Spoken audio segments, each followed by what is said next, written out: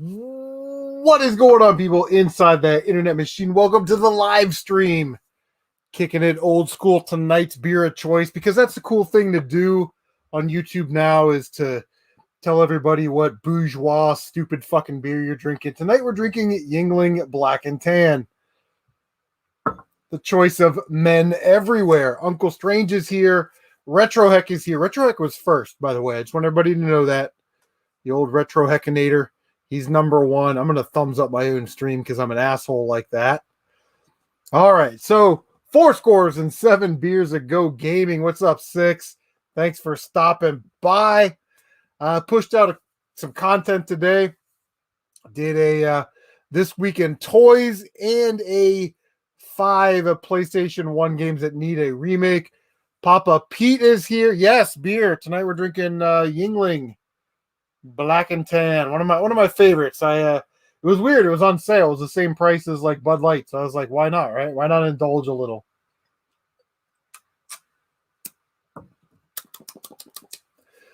Hopefully we'll have some guests that jump in tonight and just kick it. I got the Hulkster right there, just in case, we don't have any guests. We still got the Hulkster, brother. So the one thing I want to hit on tonight is E3 reactions. E3 was last week. And, after that, YouTube gaming is all on the reaction videos and reviews and recaps. I made one on the Amico. And I got to be honest, man. Buckeye Retro Gamer want more remake, GBA remake. So funny. I was just looking at Game Boy remakes. And 2 that caught my eye were Blender Bros and Car Battler Joe, a little known, was that Natsume title? Uncle Strange is here. Let me pop him in. But I do want to talk about these E3 reaction videos. It is crazy the amount of people that make E3 reaction videos, and it's like the new Monster Hunter game, right? And Capcom's out there. First of all, sure. First of all, Capcom blew it. That's just my opinion. But you get these people they lose their mind. Like, oh my god, a new Monster Hunter game. Oh my god, a new Metroid Prime game. Like, first of all, those games suck. And you could play that same game over the last 2 or 3 console generations. It's not that big a deal, right? Capcom needs to come out with some good shit. Everybody's doing. Are you getting yelled at right now, Uncle Strange? No, it's stuff around the background of my house. All right. But like Capcom, these companies need to realize that these old franchises that they had, if they bring those back, it's money. Capcom, Rival Schools. Capcom has an entire library of games. But people are flipping. Monster! Oh my god, Monster Hunter! Even Limited Run. Even Limited Run.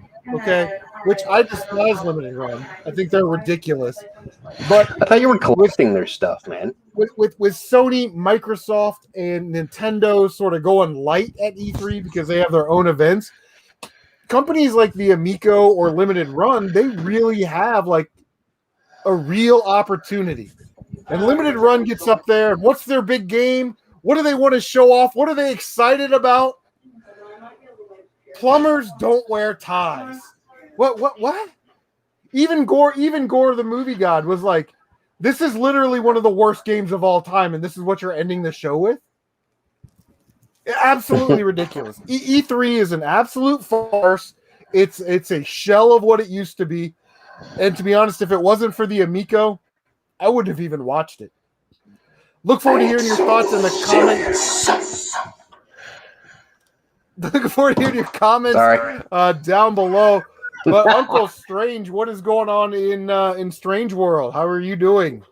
Oh man, so much going on. I finished high school.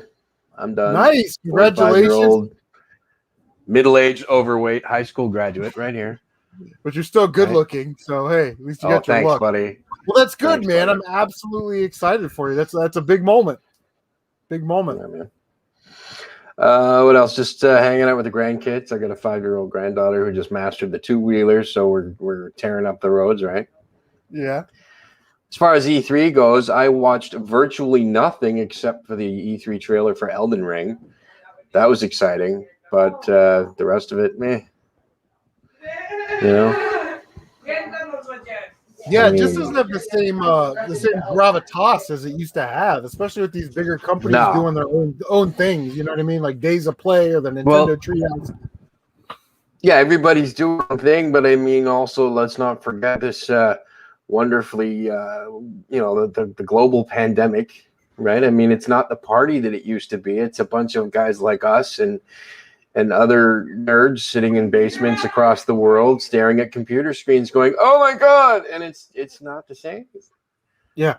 The last time I think the last conference that Sony had at E3, was it not The Last of Us 2? Yeah. The dance thing where you seen Ellie and her girlfriend there dancing, or was it not for that? It was the reveal trailer for Last of Us 2. I think the first one that I saw at E3 for Last of Us 2 was, they were like almost like in a stadium, and then it's like pitch black, and then it was the Ellie playing guitar and Joel sort of that's it. Right? Yeah. That was the one. And then at Sony's, I think Days of Play or their event or whatever it was, they had like the big one where you saw like, the Firefly logo on the stop sign or whatever it was, and then they had the actual guy there that was like playing the music. And that was pretty great. I mean, these companies are like, why are we going to put tens of millions of dollars into our E3 presentation and have a small, maybe 30, 40 minute run when we can have our own event? And they can put on their own event probably for less money. Yeah, plug all of our stuff, So I mean, it only makes sense. And since we're not allowed to have multi-thousand people gatherings anymore, it makes fiscal sense to do it all online, but it just doesn't hold the same gravity as it did. Secondhand toy dealer is in the house. He's asking about this right here. This is from 2003. Found this at Goodwill for $1. It's a Crayola kids thermos, and I'll throw it up on my eBay store eventually. These things are like $15, but yeah, it's a cool find. We have a legend in the backstage area. And, here he is. I'll throw it up on the Papa Pete in the house. Hey guys, what is going on? Papa Pete, how's it going? Just hanging out. Good, Uncle Strange. Haven't met you before. Good to see you. I don't think we've met, man. Good to see you. It's an all Canadian show tonight. Oh, is that right? Yeah. So does that mean you're the odd man out, or are you close enough to be considered a Canadian, Chris? I'm like, let's see, Columbus, Ohio is maybe 4 hours from the border, right up towards Cleveland area. We'll give you. If you guys can ever get a Tim Hortons in Columbus, do you guys have a Tim Hortons in Columbus? Oh yeah, Tim Horton is huge here. I get my morning tea there. Yeah, I get my morning tea there, and then we get like a 40-pack of Timbits. Okay, well, if you got a Tim Hortons in Columbus, you're an honorary Canadian, all right? Here you go. It's the way it is. I'm a huge Lance Storm fan, so does that put me in? Am I in the team? Like,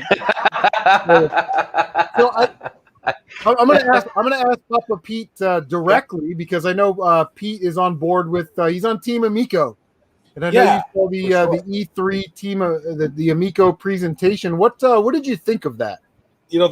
Frankly, I listened to you. I popped on because that's about all I really watched too much other than the Nintendo Direct of it. Just time, right? And but I really did like it, and I'll tell you why I liked it. Was I didn't do a reaction video or anything. I was thinking about doing a video talking about a few of the things they've released lately, like the artwork and the reaction and stuff like that. But the bottom line is what I like most about it is it really was opening up to the public, to the retailers. It was saying a lot of things which those of us who've been on board right from the get-go and before, because like my history with it, day one when it went from and Keith Robinson passed away, I kind of suspected that Tommy may very well get involved with it, like before the Amico was ever released. Most people waited till the Amico was sort of at least envisioned before they were on board, and I was a little bit before that even. And what it meant to me is that they've been waiting all along to make that big reveal to the world, okay, in that regard. They could tell us all this stuff, but this was a message to everybody. And there's more messages coming this week too, let me tell you, from them. So what that means to me is I'm pretty confident in October at the very least. There's some issues with, there's still some COVID issues with supply of certain parts, but they're going to be out this year. And I'm pretty confident in that, and I think that shows that. And I thought they did an excellent job of highlighting the things that needed to be highlighted to the retailers, to the general public, to get those other demographics into the mix to make this thing a success. Strict retro console, like you and I both know, Chris, that's not going to be successful. Like, you can't just go to all the old Intellivision fans like me, because there are only so many of us still kicking around playing games. Yeah. But if you can make us happy and bring other people in with different aspects of it, then hey, you never know what's going to happen.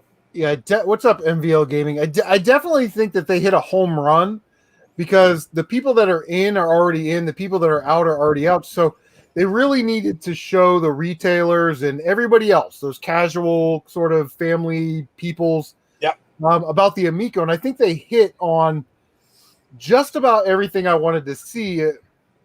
Like Tommy addresses his credibility. He addressed all the licenses they have. He addressed the controller. He addressed the types of games, and that kind of stuff. As somebody that sits back, and I'm in anyway, but just minor critiques, I'm like, give a release date, give a cost, show me the physical media. Those are sort of some of the things that I kind of had an issue with, but I understand that they only had 10 minutes, so they had to get in what they could get in. Another Canadian in the house, Savage Beast. What's up, John? Good to see you, my friend. It's Canadian night here on the CM Retro channel. So the concrete saying the date, like, he never did say October 10th, did he, in that whole video? No, we're coming in October, available at GameStop. That was sort of weird, but I think that might have been a misfire on their part. But again, they only had a 10-minute block of time. Uncle Strange, do you know anything about the Amico? Is that something you're interested in? Not interested? I know basically what I've heard from you, and that's it. I have literally no interest in it. Really? I'm not saying that it wouldn't be cool, because I'm like big on retro, but yeah. I mean, I'm kind of let me see. I ran into a tweet from a buddy of mine. I think it was Shameless McFly said, to call yourself a gamer but limit yourself to only one console. Kind of, he was insinuating that people that do that aren't really hardcore gamers. And I sat here going, okay, but I can only afford a PS5 or a PS4, like one generation machine from one company, right? I mean, I live hand to mouth, so I mean, I have the $800 monstrosity of a paperweight on my desk right now, and I was going to ask you about that. I mean, if I was going to go retro, I'd probably go your way with a Raspberry Pi. I don't think I'd invest in one specific machine. Yeah, I'd probably get something that would play them all. A new thing, though, wouldn't you say? You know what I'm saying? Like you're saying about having one. We only ever had one when we were growing up, or at that time. Now you go back and.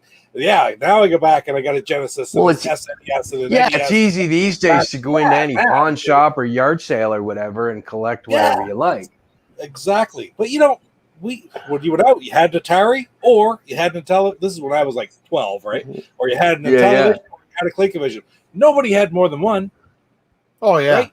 No, yeah. I begged my parents. Okay, my dad got me an Atari when I was 6. All right. I mean, the first game I ever played was Pole Position in the arcades. I was barely big enough to see over the steering wheel. I mean, it was one of these, right? I didn't know what the gear shift was for. My dad got me a 2600, the Darth Vader model, when I was like 6. That's a great concept. And then when the NES broke the world, basically, and took over, I begged my parents, please get a Nintendo. Please get a Nintendo. And they bought a Master System. Oh. Not to take anything away from the Master System, because it was pretty cool. Oh yeah. But in my part of the world, up here, everybody had Nintendos. In Canada and the States, it wasn't the Master System. Nobody had the Master System. Everybody had the NES. No. So you're a 12-year-old kid, right? You walk into your class and they're like, yeah, there goes the kid with the Sega, right? Nobody to trade games with. That was me. somebody to trade games with, right? I mean, whatever. I was playing Gangster Town all the time. Yeah. That was it. Great system. Yeah, like Master Oh, System, sure, right? yeah. You don't want but to take it was- nothing away from it now. when you're a kid. Sorry, Chris. Oh, that's okay. I was just gonna say about the Master System. We had a Nintendo and my aunt and uncle. They were the weird ones, right? They had the Master System. But Buckeye Retro Gamer is he's talking about the Game Boy Advance, and I always feel that the Sega Master System and the Game Boy Advance are two of the most underrated consoles still to this day in the world of. You can go on YouTube and find out every piece of information about every console and every game. Yeah. Still, Game Boy Advance with its amazing library game and the Master System with its amazing library games, still very underrated. And that's really a testament to how powerful Nintendo was back in the day. The Game Boy line is absolutely ingenious. I love the brick, the gray brick. I love it. The Game Boy Advance is brilliant, but the gray brick is what did it for me, man. It's what I was like, oh wow, I can hold it in my hand, and it's not a predetermined, Tiger Electronics. Double Dragon by Tiger Electronics. Game Boy's got a great library of games. You know what I mean? You're getting your Marios, your Zeldas, your Contras, your Ninja Gaiden. You know what I mean? You're still getting those great games, your Ninja Turtle games, and it was just crazy. So. Oak City Gamers with a super chat, 99 cents. Thank you so much. Hopefully, Matt will be joining us. Matt, get in here, man. 425 says Game Boy isn't underrated when you look at the eBay prices. That is true. There are a bunch of, and I know you're talking about the games. I mean, the consoles are obviously crazy, but because of COVID and things like that, prices got really high. But there are a lot of really rare and expensive Game Boy Advance games like Ninja 5.0. Car Battler Joe, Blender Bros, that type of stuff. Even a lot of the Castlevania games are kind of getting up there in price too. So yeah, it's crazy. Second Antonio thinks playing poker right now. Well, I hope you win big, buddy. I know you said you had poker night tonight, but yeah, crazy. I mean, I'm in on the Amico, and my reason is really clear. I don't care about the cost. People are complaining that it's $250, but it does come with an extra controller. It does come with 6-pack in games. But here's the thing. Listen, as long as he does better than the VCS, okay? That's an Atari monstrosity, whatever, My kids are at that age where they're, 14, 17, and my older kids, 23, but starting to lose contact with the middle ones. And if I can get 15 to 20 minutes a week, hey, come play this Astro Smash with me. Come play this. My daughter loves board games and dice games. So if we can get, just a few more hours a month, father-daughter time, father-son time, over the course of the year, it's 24 hours for the year that we didn't have, all because of a console that I can literally plug into my TV. We can sit on the couch and play, But for me personally, just selfishly, I want them to make the Intellivision games, just keep remaking those, Astro Smash, Moon Patrol, that kind of stuff, right? Yeah. And then shooters and platformers. That's what I love. So, there's some shooters coming out, Flying Tigers. There's another one. I forget, it's a side-scrolling. I forget what this begins with an R. Oh, that's where I live my life vicariously through you, man. I don't take those shooters at all. So that'll be a day one, and then it's HD, so we can stream it and stuff like that. But really, I don't understand people complaining about a $250 price tag with an extra controller and 6 games, when we'll do dumb stuff like pay $186 for a Last of Us Collector's Edition. Yeah, really. Nope. Or $600 for a special edition. I mean, you think about it. Okay, the original Intellivision in 1979 was $300, which is what, like $1,150 today. Yeah, with inflation, probably. The Amico was $50 less than what the Intellivision was in 1979. Yeah. So, Savage says he loves the GBA 2. Best hand, GBA was a great console, man. No doubt about it. MVL says, and if you don't subscribe to MVL does a lot of live streaming, does survival horror games and that kind of stuff. So if you're into that, check it out. He also does pickup videos. He's over in the UK. Are you familiar with the Evercade? I'm familiar with it in name, but I've never seen one or had one in hand. You know what I mean? I don't have the Evercade. But I jumped onto that Founders Edition for the Evercade Versus, was just released here about 3 weeks ago. So I watched so many videos on it about how great it is, and I've been tempted to buy the handheld one recently. There's a package you can buy out of from Funstock, I think it's called in England, and you get 10 cartridges with it. It's just a kind of system. The cartridges are quite inexpensive. They're only 25 Canadian or 20 American when you order them from England, and I mean, you could actually have like the OCD, the entire collection type thing. So it's kind of appealing that way, right? So what type of games are on the Evercade? What kind of games do they make? Well, like they have Atari 1 collection, Atari 2 collection. It's a combination of arcade titles, 2600 titles. I even think there's some 5200 titles. The 1 and 2 are out. I think there's an Atari arcade coming. Then you have different companies. Like you'll have an Interplay collection and a Data East collection. It'll be arcade titles or other Master System games or whatever. Like say the Intellivision collection is just coming out. I'm not big on the Intellivision collection for Evercade. I don't think it's a replacement for the Evercade or for the Intellivision because of the controller. I mean, that was a big hindrance with Intellivision. If you were an Intellivision fan or grew up with it, all these Intellivision lives and stuff, they never could replicate that controller to play those games properly. But still, there's some games like, for example, Astro Smash. What's it matter, right? But there's all kind. It's old games like that. Whatever they get licensed for company, they'll release groups of games, and the cartridges all hold 6 to 20 games. Nice. So and are inexpensive. The people who play it, the people that I know that have it, love it. Nice. Yeah, that's something, like I said, something I heard about, but I've never really kind of looked into it. You know what I mean? Yeah. Buckeye Retro Gamer says GBA is one of his favorite systems to collect for. And you can collect for days on that console. There's a lot of games, and a lot of stuff going on the GBA, for sure. MVL says he's been a fanboy, self-admitted fanboy of the Evercade. Grab the Founders Edition; it's very cheap. Plus, the Intellivision collection is coming soon. Yeah, that's what Pete was just talking about. Speaking of collections, I'm looking to downsize mine a little bit. I think I'm just going to stick with Nintendo, Super Nintendo, N64, and then PlayStation stuff. So, we do our trade show here in a couple of weeks. I'll have, basically my entire Sega collection up for grabs.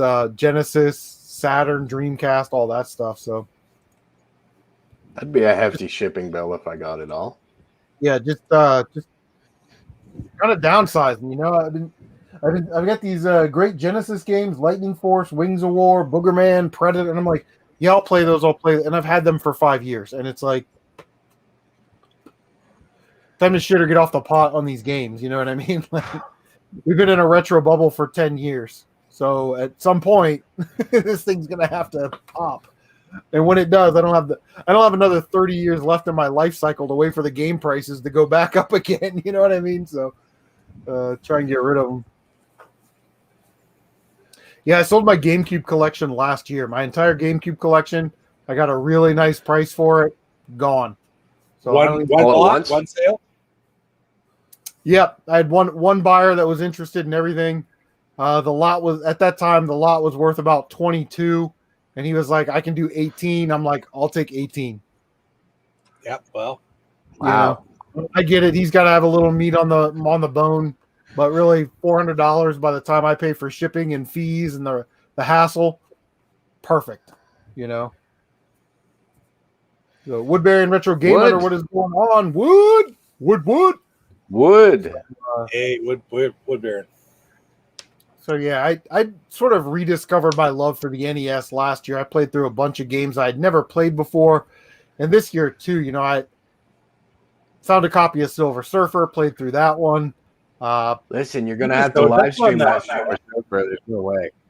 Power Blade, and I just finished doing Image Fight, which was an awesome shooter.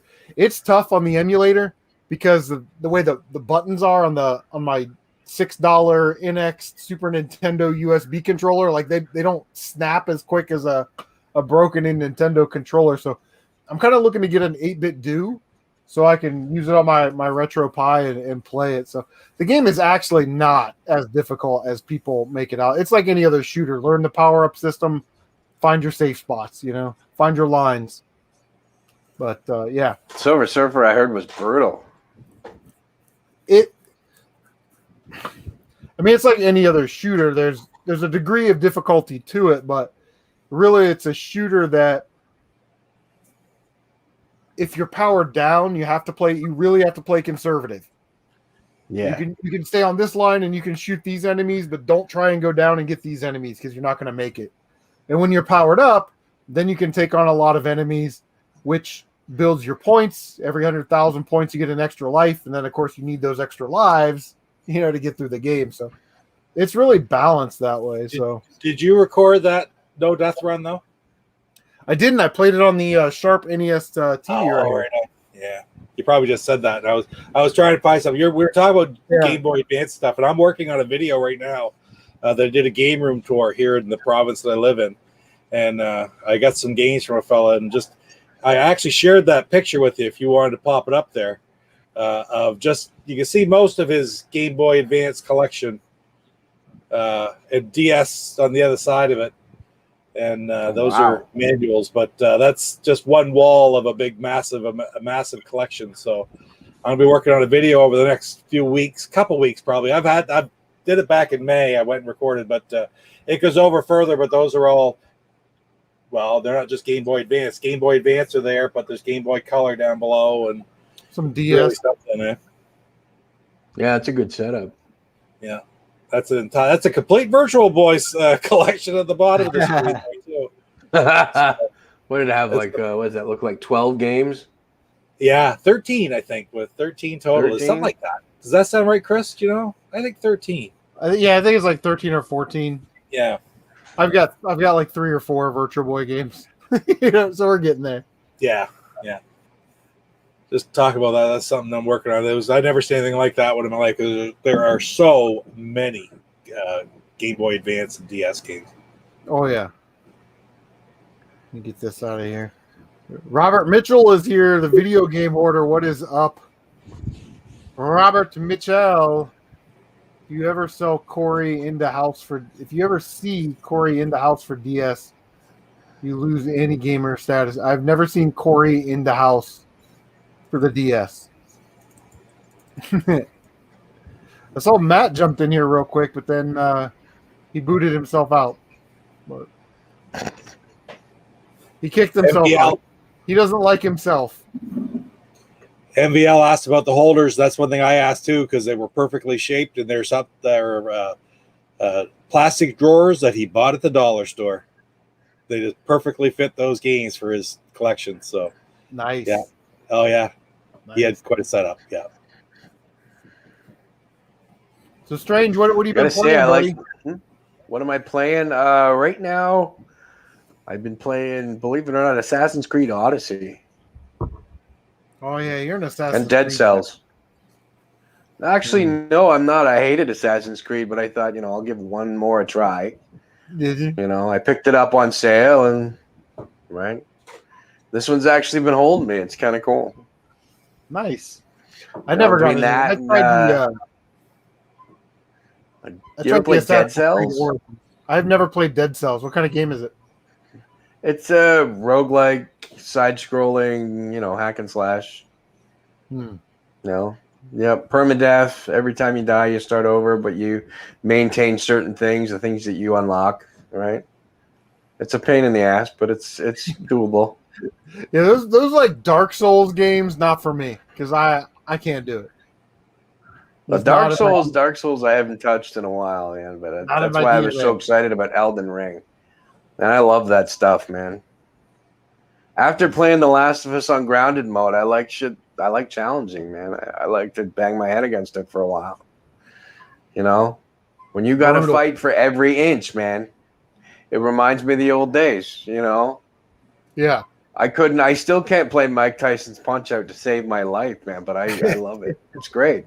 So, I beat that game one time, and I made sure I posted pictures of it. Now, is it the old school Mike Tyson card, or was it the Fall from Grace Mike Tyson cart, Mr. No, Dream it was or Mike Tyson Punch Out right here on the Sharp TV with a dog bone controller. yeah. Knocked him out in the second round. That's what he gets for messing with me. Yeah. Pete, what have you been playing, man? I've been playing old games, same as always. I know a lot of Intellivision, just because I've recently got a mod Intellivision to hook up and do some streaming. Didn't work all that well. I had some troubles with it, but I've been playing a lot of this because some of my homebrews I've been playing more of. Like, that's an old Battlestar Galactica game that I got homebrew for the Intellivision based on Space Battle and stuff. 64-bit? Do you know my kid, Chris? Yeah. He his PS4 broke on him back a couple months ago, so I think my mine ended up going to Halifax, Nova Scotia, where he is. So I've been looking around to get another one because I got a bunch of games I've never played. Like, I got Red Dead Redemption 2 and Spider-Man and stuff in there, but I gave away my PS4, so I haven't played them. So I don't even see them in the store. Can you even buy them in the stores anymore? I thought you could. I thought they were still on the shelves. PS5, Yeah, they're still around. I was looking just yesterday, and it's like they weren't. The one place had a 1 terabyte one, and they wanted like $400 for it. It was like EB Games, right? You're in Canada, Uncle Strange. You know what I mean? EB Games, right? Yeah. But that's the only place I saw. I don't really buy consoles from EB, but I know that my local shop down here, it's a mom and pop place. They got it. They got a Pro and they got a Slim. I haven't seen them in the big box stores in a while. You usually have to go to a retro game store or GameStop or something like that to get a PS4. Because they don't even have PS5. Didn't like COVID really screw with the whole that resistor or whatever, and it kind of halted the production or slowed the production down on the 5. So it stands to reason that maybe the 4 got slowed down too. That's a good point. I never really thought of that, but yeah. I got lucky with this monstrosity over here. The waiting list was like 24 people deep at my local shop, but the guys that own it are like my best buddies. So they're like, "Oh, we got one in the back. Do you want it?" I'm like, "All right, sure." MVL says currently have his Game Boy games in what he thinks might be a spice rack. You know what? Yeah. You got to use what you got, right? Are there any New York Islander fans in here? No. Columbus Blue Jackets, baby. We'll fight to get in the playoffs, and then we'll lose in the first round every time. That's our MO. It's a rebuilding year. We're rebuilding. That's my one guilty pleasure. I'm not really a hockey fan, but I love the New Jersey Devils. Ever since Broder played for them, he's my favorite goalie. Yeah. Right? Bro, the guy played for like 27 seasons for the Devils or something. Brutal, man. That's absolutely brutal. One of the best goalies in the NHL. Backstage, but I finished. Uncle Strange actually sent me the Tomb Raider remakes, the reboot series on the PS4. I was like Tomb Raider and was it Tomb Raider Definitive Edition? Yeah, I think the first and the second one. I never bothered to get a copy of the third one, or I would have finished it and sent you that one too. A friend of mine had Shadow of the Tomb Raider, and he had a bunch of games. And I played through it, man. I'll tell you what, it's visually one of the most impressive games I've ever seen in my life. It's definitely one of the best looking games on the PS4. Minus maybe Last of Us 2, but it is just a beautiful game, and they really put an emphasis on exploring and puzzle solving over like all the combat that was in the newer ones. So it was just a joy to play, and I highly recommend it. It's just absolutely amazing. I love the first one, the first remake one they did. I love that, but the other two kind of fell flat for me. Yeah, but the first one was amazing. I still think the best Tomb Raider game is Tomb Raider Anniversary on PS2, and then Lara Croft, Temple of Osiris. Nobody talks about it on PS4. It's a top-down Diablo style, physically released in PAL, which is great because PS4 is region free. There he is, Matty Ice. Hello. Talking Tomb Raider. I know. I heard it. I was there since the beginning. I told what's going on, Matt? Temple of Osiris. He said he ordered it. He was like, I just ordered it. But you can still get it for like $20 shipped from Europe. You know what I mean? Like, it's incredible. If you are looking for a recommendation on one of these here, CM Retro, yes, buy one. This is my. Is that an 8-bit do? Yeah, I love it. It's great. I got now, the receiver thing. I heard the wired ones are better than the wireless ones because when the battery starts to die out, you get kind of some lag in there. Is that it's true, but I keep it pretty well charged, and for the most part, my play sessions don't go too long. And if I was really going like crazy with it, I'd definitely plug something like wired in. I got some originals kicking around. It's still good. Yeah, I'm definitely looking for one. I told the wife that's what I wanted for Father's Day was an 8-bit do Super Nintendo wired controller. MVL says he's got Temple of Osiris physically actually being a PAL dude. Yes. In the United States, we got that stupid game. I don't understand why they do this. They put it on the shelf in the packaging with a download code in it. Physical media. What are we doing here? Yeah. Give me a disc or just make me order it on the online store. Drive all the way over to GameStop to buy something that has a download code to take home that I could have just downloaded at home. Like it's absolute lunacy in game. This is why I love being a retro gamer. Modern gaming is so crazy. Like they're trying to start. They're starting us down a path where you're going to buy a console that doesn't. You don't insert physical media into it. They're starting to get us there. Yeah. Right. My only PS5. Yeah, it's going to be it's annoying. I got a Series S. It's the only thing I could get. So it works wonderfully, and I would have rather preferred a Series X, but I remember I bought a camera, right? So I'm dropping things. There's the camera. Bought that. Nice. DSLR mirrorless Canon camera. And of course, I can't stop myself because I bought another one too. There you go.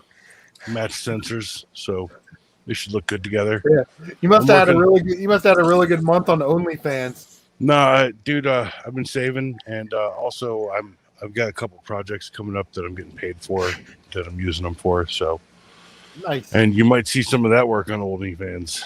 I'm not credited in any of it. That's too funny. Too funny. MVL, as funny as it is, probably true. I think it came with a bobblehead or a pop. Dude, if you can find that bobblehead or pop figure for Temple of Osiris, I would definitely be interested in PayPaling. Because I love Tomb Raider, man. Tomb Raider is one of my favorite series of all time. Let me pull chat up. Yeah, it's great. It's great. Did you ever struggle through the PS1s? I did. I remember getting it on a demo disc. Remember when they used to do demo disc? Like that's crazy, right? Like that was like the greatest time in gaming. Nintendo was putting out their N64 VHS tapes, and Sony was giving you a magazine with a demo disc in it, right? Yeah. I remember playing Tomb Raider for. Are you kidding me? When I first got my PS1, I only had the demo disc. Only had the demo 2 disc. weeks. That's the story, I right? played the demo disc to death for like 2 weeks. That's awesome. Oh, yeah. Those were the days, man, when you were like, I could have this. And that was good enough for you, right? Gee, I wonder what level 3 is like. Yeah, right. Yeah. Well, I remember getting through the first Tomb Raider game, and that's why I love Tomb Raider Anniversary so much, because it's sort of like a remake of the first Tomb Raider game, and there's it's PS2, so you get updated graphics and sound and all that cool stuff. But there are some interesting gameplay features that they added that make the game definitely a lot better. So, but yeah, Tomb Raider is crazy because I'm a big Indiana Jones guy. So Tomb Raider and Indiana Jones sort of go hand to hand, right? That temple exploring. Although I don't really I like the new games. I like how they play, but I kind of wish they had that same format as the older games where it was, temple, explore, boss, cutscene, go to the next location, wash, rinse, and repeat. Now it's like sit by the campfire and fast travel back to some other place where I could only pick up one item. You know what I mean? Then bring that back, and I think they overcomplicate modern games a lot. Especially when it comes to I just played through the new Samurai Jack game, and it's like durability weapon. And what are we doing here, man? It's a Samurai Jack game. I just want to shoot some arrows and throw some ninja stars. You know what I mean? What are we? They make it overcomplicated. Just have fun. That's all. Yeah, it's a great game, but that's crazy. Like weapon degradation on it's nuts. Breath of the Wild. Like, why put that in a Zelda game? Yeah, because they wanted to annoy you. They were like, "How can we?" They did exactly that. They did. I That's agree. right, Dude, man. I had my Switch for like 3 weeks. I played 500 hours of Breath of the Wild. That's the only annoying thing about the game.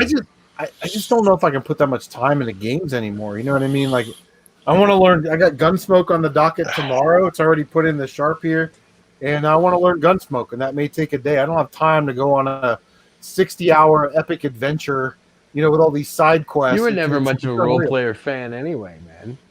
Yeah, I'm not really into the turn-based RPGs. Yet.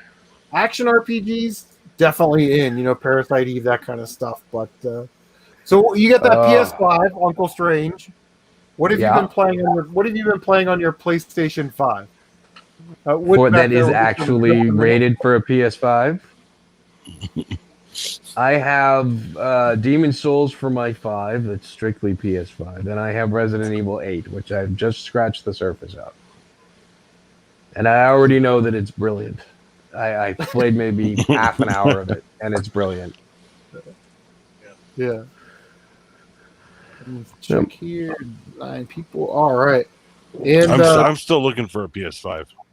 So. Yeah, I think I'm out. I think I'm out on PlayStation. I think I'm out on getting excited for new consoles. Oh, I agree. Because I love PlayStation, but at the same time, it's like, even if I could find a console other than Miles Morales, which I'd be interested in that, what do you got? I'm just saying, I'm happy I saved the $300. I'm swimming in cameras. It's awesome. Yeah, it's great, dude. For real. I really think the Series maybe X, this is my last gen, man. Well, the Series S is only for the stuff that I really play the most, really, and then I still have my 1S that I can put discs in and play all the old stuff and all my collection stuff. So now, Pete actually, I missed what you said. Pete has a stream every week. Wrestling and Dark Side of the Ring. Absolutely love it. But is this me or I can't? Close are you to a complete original Xbox collection? He's. We're all missing it. We didn't hear any of that. Yeah, no, I was going to say, is that just me or was that all of us? Because we couldn't hear what you said. You started to say, no, I was just. Yep. You're completely frozen there, brother.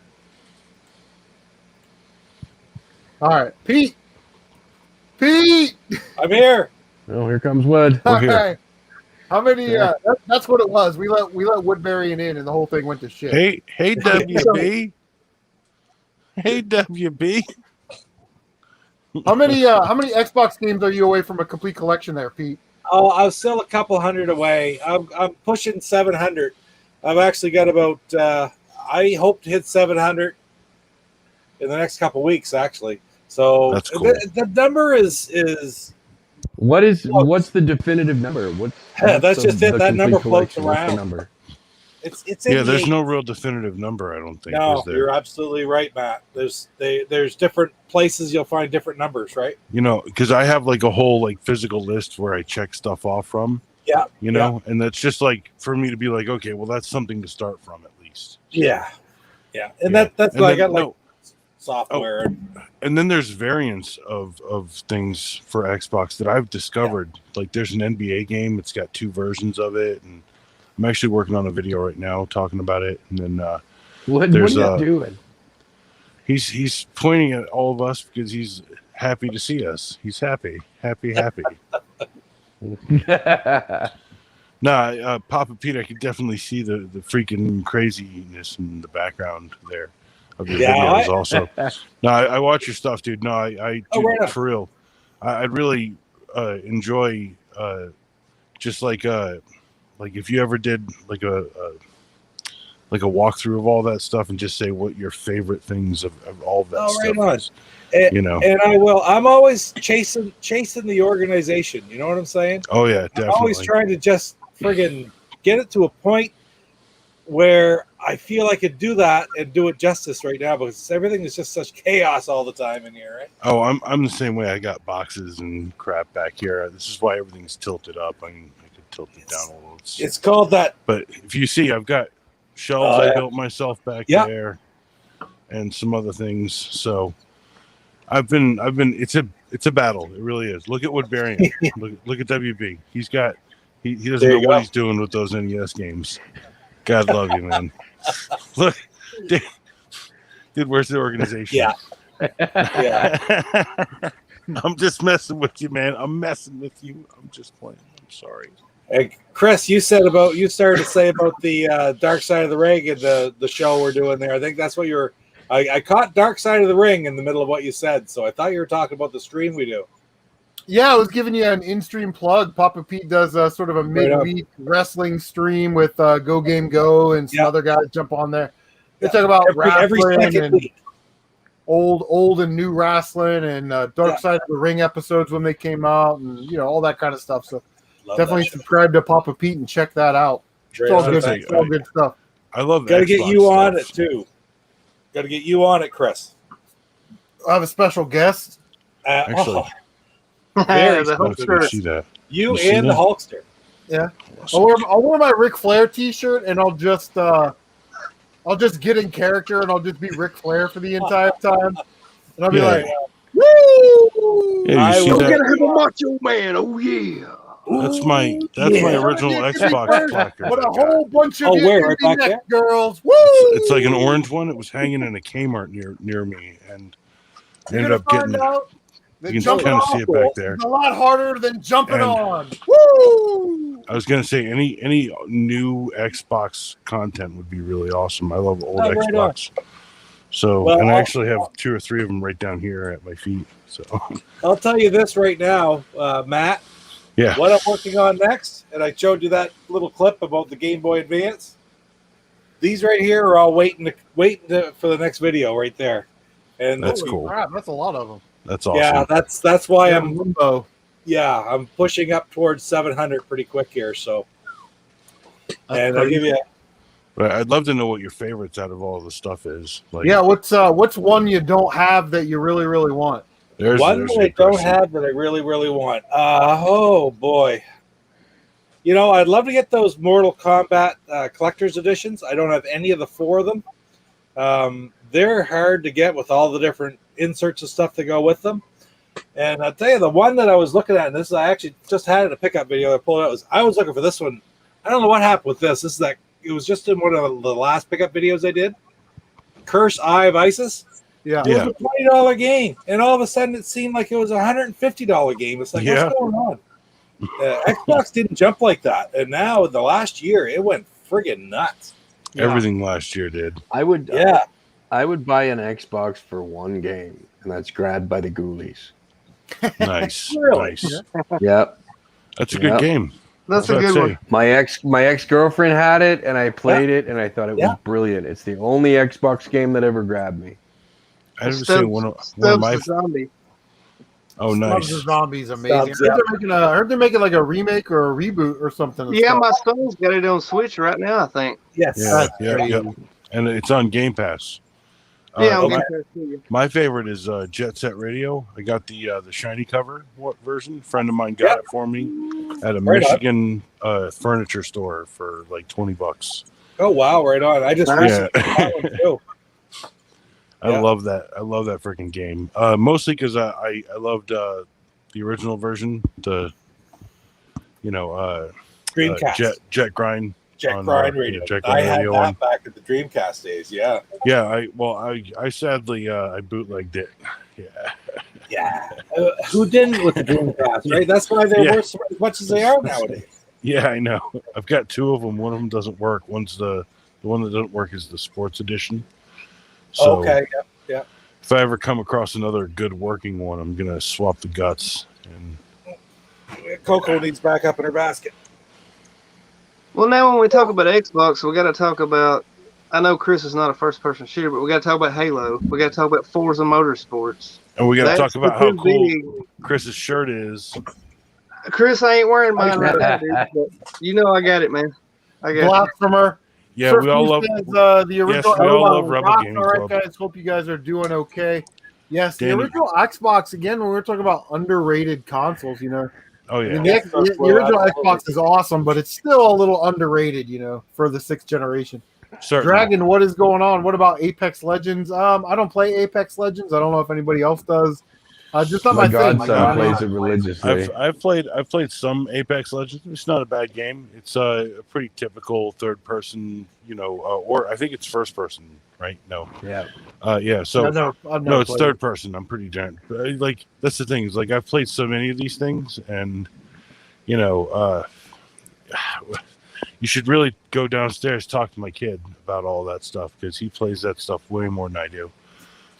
Dragon asked about Titanfall 3. I have not played Titanfall 3, but I tell you what, MC Murr sent me a copy of Titanfall 2 on PS4.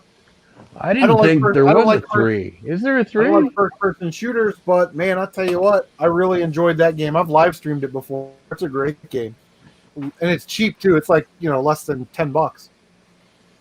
Is there a 3 Area for 51 and Titanfall? Bloody I didn't know that. Yeah, I think I have Area 51 on. Yeah, I do. Area 51 on Xbox. Yeah. Yeah, I have a very small original Xbox. But I saw Tight White was playing that. He was streaming it one night, and I was like, that's a pretty sweet game. And sure as shit, like within a couple weeks, I found it at thrift store for a couple bucks. Another one that's gone from like a $20 game through the friggin' roof is that one right there for whatever reason. I mean, it's a good game. They're great games. 1 and 2. Of course, is exclusives. The first one. So Do you have the first one? Yes, I've had the first one a long time. I just got the second one. Well, sneak preview to what's coming up. Right, it's in that lot right there that I got. So, but I mean, I was sort of happy with the fact that when I started collecting Xbox back 3 years ago, it's kind of funny because just earlier today, I started making videos after my son was making videos, and I did some pickup videos with them, and I actually released a couple today. They're just Father's Day special type thing. That was a re-release of the videos off his channel. Actually, I just did a little intro and played the video for him. And one of them was one after we had gone down to too many games in Oaks, Pennsylvania, and I just RGT had just done a thing on the Xbox. That's when I started picking up Xbox games. Started doing the collections. So my strategy at that time: get the expensive ones now, because when it finally does catch on, that's when it's go through the roof, right? Yeah, So, Yeah. Papa, I'm sorry to interrupt you there, but do you collect mostly exclusive Xbox titles? Because that's kind of the way my collection is leaning towards. I tried to do that, and one thing that I used to put in the description of all my videos was if anybody has a definitive list of all the Xbox exclusives, the ones with only on Xbox on them, please send it to me, because I'd like to be able to check it off, and see if I could. And I can't find one. I've never found one. You can't find that. No. I haven't found it either. I was like, because some of them say only on Xbox, and then they got re-released without it on it because they got released other places. So finding, like I said, there are variants of the Xbox games out there that people don't realize are really there. So right. But like I said, I've got a few in my collection that I'm going to start bringing to light when I finally figure out this show that I'm working on, this clip show, essentially. Yeah, Cat Attack. Poor Coco. Trying to get up. That's a lot of cat right An there. Xbox game that I wanted to play is this Land of the Dead Road to Fiddler's Green. Oh yeah. my son would love that game. I've had it for a while, but I've just never played it. Like, It's a zombie game, though, right? yeah, It's based on a movie or whatever. based on the George Romero film. Yeah. Oh, George Romero, man, he was the master of special effects in horror movies, bro. No, he was the guy who Grandfather did of the zombie flick, movies. man. Yeah, he did all the Yeah. zombie movies. Yep. Uncle I have Stranger, though. a really small Xbox collection. Uncle Strange would definitely know. Yeah, he would. About what? Zombies? Yeah, about horror-y stuff and weird things. 'cause Yeah, your I name's mean, Strange, I'm not the an strange expert or stuff. anything. Yeah, There sure. you go. Isn't that game Buckeye Retro Gamer? Isn't that game really called is? Phantom Dust? Is it called Phantom Dust? Is Phantom Dust and Phantom Crash. Yeah, and one of them I need, one of them I don't. yeah. Yep. I know I sent a couple of Nightcasters to MC Murr. MC Mursky. Yeah, that's Phantom Dust right there. Yeah, that one. Yeah, I've seen Phantom that one. Crash I do not have yet. That's a moderate. That's a little hard to find. Yeah, it's a little hard to find. Yeah. Unless you got money. Well, you can always go on eBay and pay too much for it, but I'd rather just try to find it. And I tell you, there's a lot of good game sellers out there though who give you a good deal when you buy 8-10 games. You know, they treat you well. And I like supporting those guys who are trying. You know, I live in an area where I got to drive, 70 miles to go to a game store of any sort. So Wow, that's crazy. yeah, exactly. So I have to take advantage. Sounds of like these me things. with I comic love book these stores. things. What's that? Nearest Sounds like comic me book with store? comic book stores, man. Oh, okay, yeah. I gotta go an hour and a half, to get anything unless it's yard sale or so. So I agree with all that. There's we're in what I would call a game store desert. There's kind of two oases on either side of the town. Yeah. And if you watch anything on the Oak City Gamers channel, you'll note that we pretty much only go to one place for a retail establishment because it's the only place that exists. And I'm good friends with the guy who owns the place. Shout out Jeremy, who's probably not watching. And the truth is, he's a net. That's all he really is. He catches all the things that coming in. Sometimes he sells his own stuff, and I get good deals on things. Like I got a complete box copy of Star Wars Episode 1 Racer. And I was happy to buy that off of him. And he's limited run dealer, so he had one copy of Doom 64 for the Switch at an MSRP.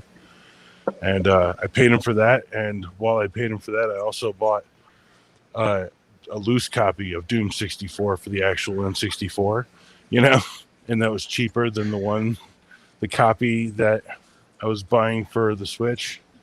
So, it's a funny world we live in now. When I really want something, I'll pay for it. But for the most part, all this stuff came from thrift stores, and a lot of it's on the channel too.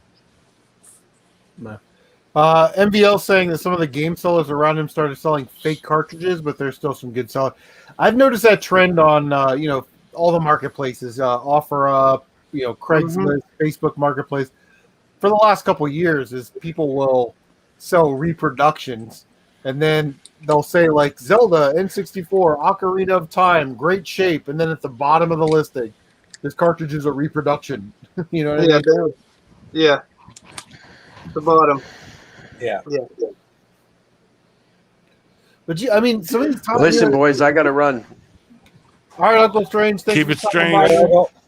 Uncle Strange, man, it's good to see you again, brother. Take care. It's good I to only see you, joined because Wood, he was Matt. here. I'm going to leave now too. Just kidding. Papa Pete, good to meet you, man. Right on. Congrats on getting care. through high school. Stay away from them college girls. A middle-aged, overweight, Or high don't. school graduate. Or don't, yeah. But you know Good to what? see you as there. always, You Chris. Did it, you done it, you're done. Yep. There you go. Now I just need $3,000 for college. Make that 4. You got books. All right, boys, have a good night. All right, Strange. Thanks. See you, man. Bye, man. It's good seeing you. You'll never find a better dude. Right on. So I'd say we'll also never talk to him ever again, it seems like. He's a good dude, man. Yeah, he Strange, Strange is cool. I love that guy. Dude, It's so funny.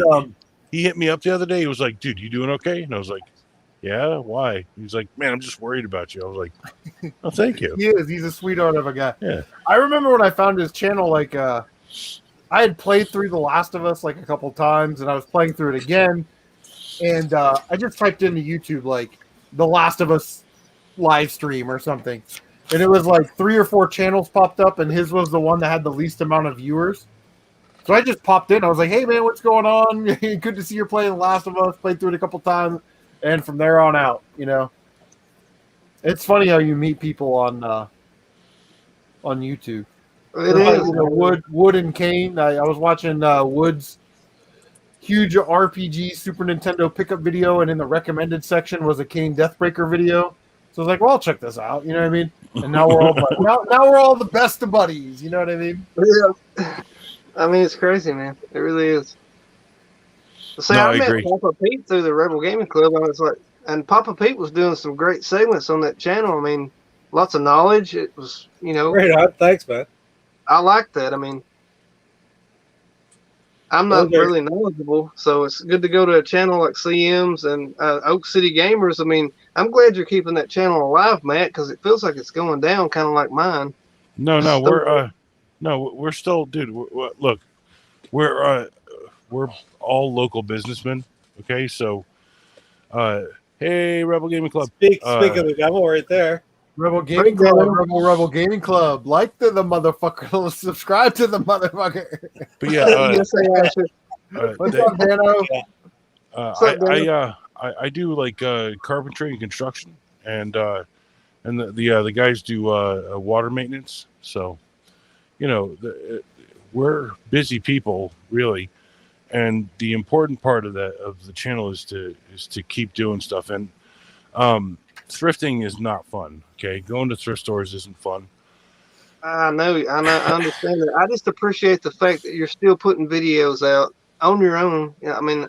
Well, no, I got the next video I'm working on right now here on my laptop. I do appreciate that. So right, see, it's my laptop. I'm working on that one, and that's all 3 of us. It's the beginning of season 4 because we've decided to do 8 episode seasons. So, I'm actually trying to share my channel in chat right now. Well, I do feel that when I first started with YouTube, it was like you go to these gaming channels. It's like AVGN and Metal Jesus and JR, and and it's like they all sort of got in their own little bubble and went this way, and everybody else is kind of down here. So, all of us that are in this little bubble, we all have less subscribers and get less views and things like that. But I got to be honest, and I hate to say this, but I honestly think that we're better people than them because they are chasing some type of fucking fantasy that they don't really understand. Like they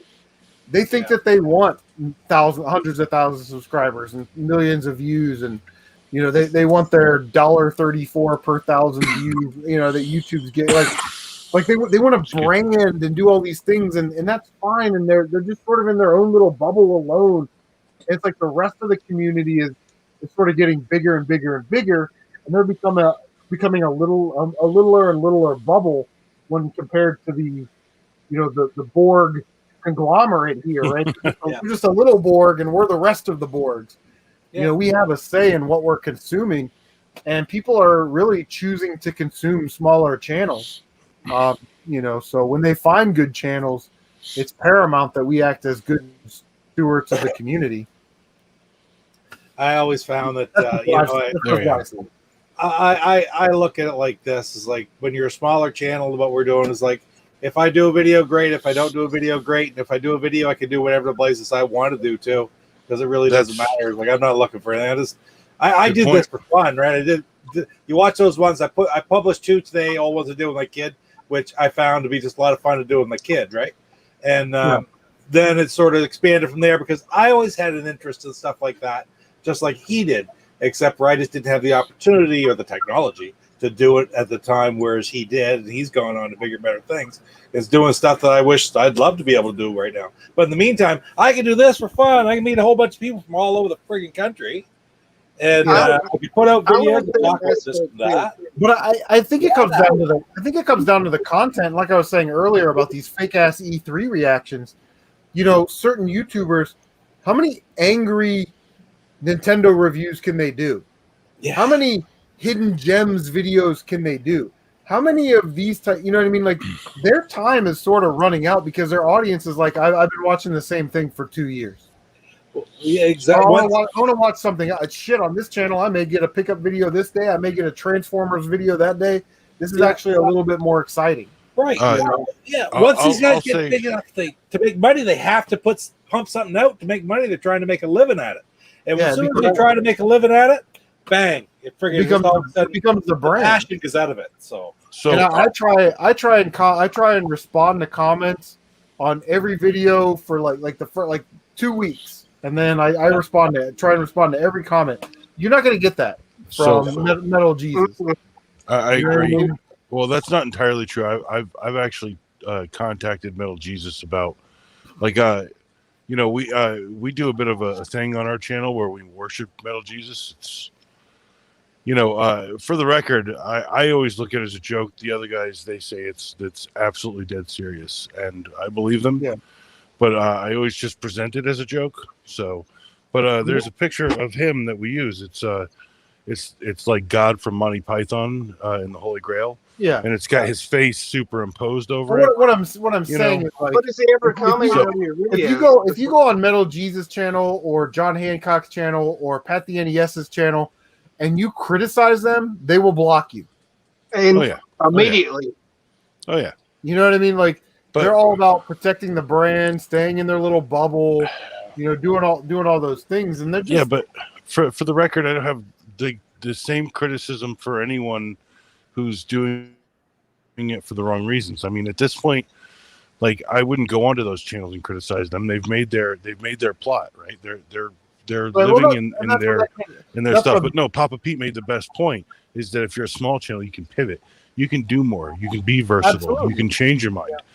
That's all I'm saying. Like, I agree. I've unsubscribed to all those channels, like the Metal Jesus, John, all them guys. I don't watch it. I just unsubscribed. And there are going to be, I feel that there are going to be a lot of people that sort of do that. Those channels are going to start to maybe not fall, but they're going to kind of plateau. Well, I'm just saying, for a guy who has that many subs, he knows that I'm making fun. I'm poking fun at this point. He knows. Unless you send him your video, he probably doesn't even know. I don't even think he commented on your videos, Matt. No, I don't care. No, that's not the point. I'm saying I sent him a photograph, the actual photograph we use. We've used it several times since. I said, hey, just so you know, we're kind of just like, saying we worship you over here. And like, we're all laughing about it. Okay. And he says, well, the picture's funny. I don't know what you want me to tell you. And I was like, I'm just letting you know. Just letting you know. Basically, he's telling you he didn't give a fuck. Yeah, of course. Yeah, exactly. And that's fine. No, but that's tacit. That's tacit approval, Chris. That's what I want, man. I have a screenshot of that. That's all. That's my point. Yeah. If he ever is like, I don't like that, I'm like, okay, well, you know what? I have this. Okay. So that should be key. And then too, like, when those guys are all going, like, they're like, I don't know, like 3, 4, 5 years ago, there was always like this group of like followers, right? Yeah. That would kind of, and you could see those just sort of falling off, like the MJR defenders and the John Hancock defenders are just starting to dwindle down. You know what I mean? Like, well, that's the beauty of life, Chris. You get old, you move on. Well, I think what's horrible is somebody that's new to the gaming community that types in retro video games. Those are the channels that they're going to find first, and those people get indoctrinated into. Thank you, Surf Blue. Exactly, Chris. You're right about that. In their ways of thinking, and they don't. That's what they think the retro gaming community is about. They don't realize that the other 95% are just dudes making videos. All right, Tyler Stevenson, how come you aren't sharing out the videos? I know I watch your accounts like a hawk. Yeah, I need a Tylord Laserdisc video. No, actually, for the record, I watch every single Tylord Stevenson, and I absolutely like every one of them. Yeah, Ty is cool. Yeah. He deserves it. You deserve it. Anyway. No, I don't think that the guys who are these big channels are necessarily bad guys. No, I agree. That's I think they're great guys. A lot of them, some people you meet are great guys, and some people aren't. Whether they're big channels or not, I've met big channels which were awesome guys. I've met big channels that weren't awesome guys. And but I just look at I go back to that word he was before, the passion is like the one that I've seen the most is RGT, who had like first time I met him, and Connor had known him for years. He had like 5,000 subs, and I loved watching all the stuff. He never knew what he was going to do, and it was interesting. It's something different every day or every couple days or whatever. And then all of a sudden it becomes huge, and there's almost an obligation to get that video out there every day, and it takes the edge off of what can be done and what can't be done. Here's what I hate. I hate this. Does that make sense? You know what I'm saying? This is what I hate. Yeah. Like that look. Like yeah. You got to make that's got to be your next thumbnail. No, it's not. It doesn't matter what. It's not. Doesn't. You're froze again, Chris. Oh, we're the star of the show now. Oh, he froze right there. You know, it's unbelievable. Yeah. I just can't watch those videos. You know what I mean? Like I can't do it. Well, it's like I think Mr. Matthews or Geeks with Cash are much more interesting than anything that Metal Jesus has to fucking say. Well, it's like pickups videos. Like I can't really watch very many of them anymore, mostly because I'm like, oh, that's cool. I agree. I kind of do that right now, and part of why we do it is we're kind of making fun of those. Actually, I think the Game Chasers was one of the. I like that show. So do we. But we always were like, hey, it's kind of a bit of like, we're tongue in cheek parodying them in some ways. Yeah. Well, I can't watch. It was always like something we were conscious of. That's all. I can't really watch like a pickup video where it's like, here I am. This is what I picked up this week. Da da da da. I can watch those. But pickup videos where I'm watching 25 minutes of you walking around a fucking yard sale or thrift stores, and then at the end you do like a 5-minute thing. This is what I got. I skip to the end. Like I love Shad Shoes, Garage Flip, Cincinnati Kickers. But I gotta skip video. Just show me what you picked up. First video. I don't have the time to watch you around the yard sale. Have you guys seen Collector's Look? What's that? Collector's Look, I think it is.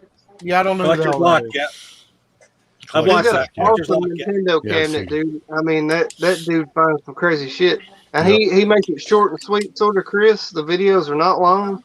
No, it's good. It's good stuff. That dude's dope, dude. That's what he finds. It's kind of like me. You can't watch 15 minutes of garage sale footage anymore. That's why I cut all that shit out of my videos because I couldn't watch my own videos.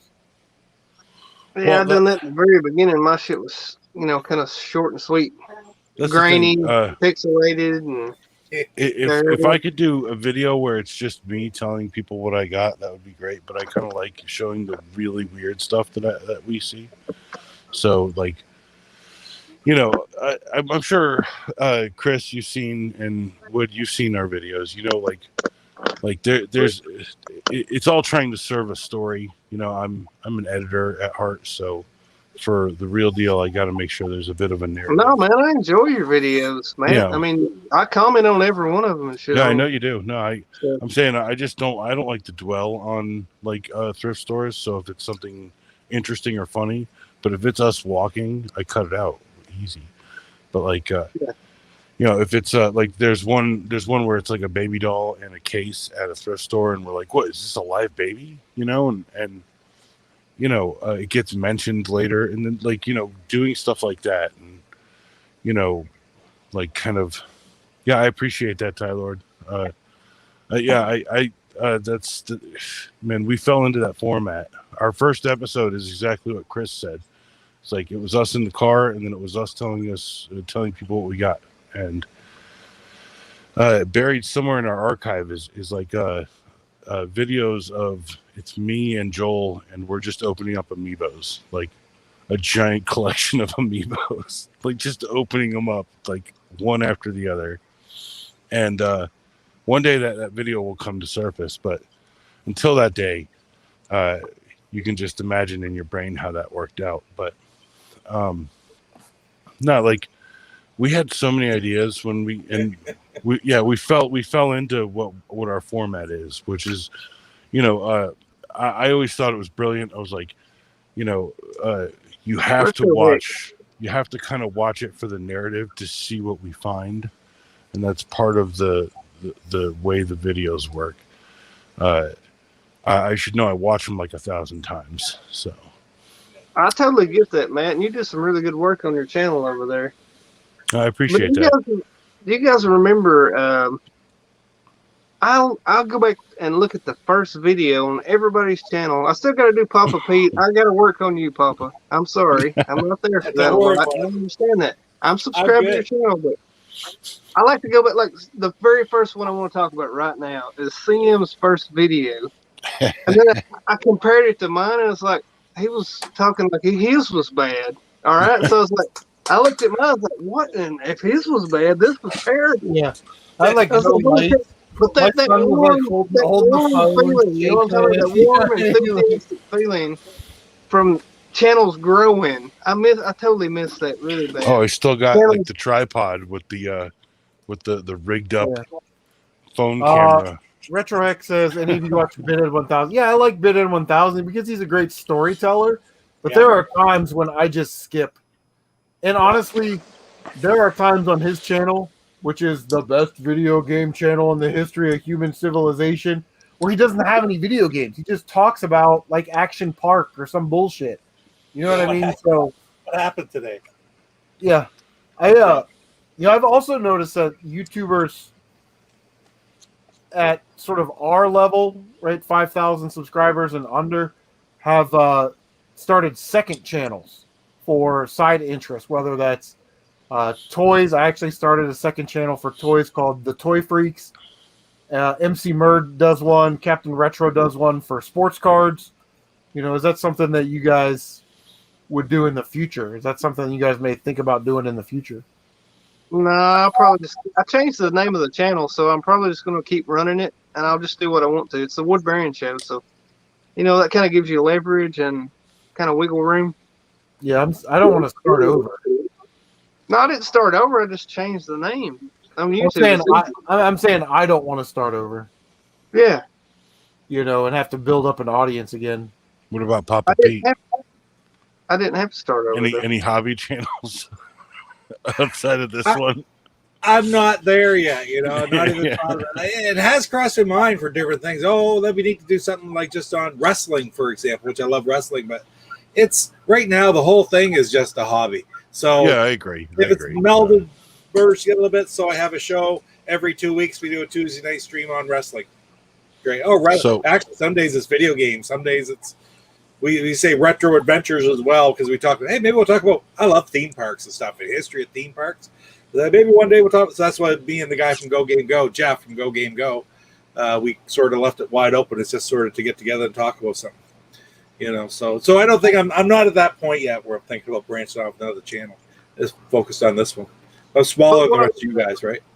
What I'm saying is I didn't change my channel. I still got my 315 or so subscribers. I just went onto my phone and changed the name of it. You changed the name of it. What I'm saying is I've started another channel called The Toy Freaks, and I've got 2 subscribers, and I'm like, well, I don't know if I want to build another channel. You know what I mean? Just go ahead and do it, man. I'm telling you. One, you might get more leverage on that one. And for the record, Tyler, I think you're short. Tight White has 700 channels. I think you're low on that.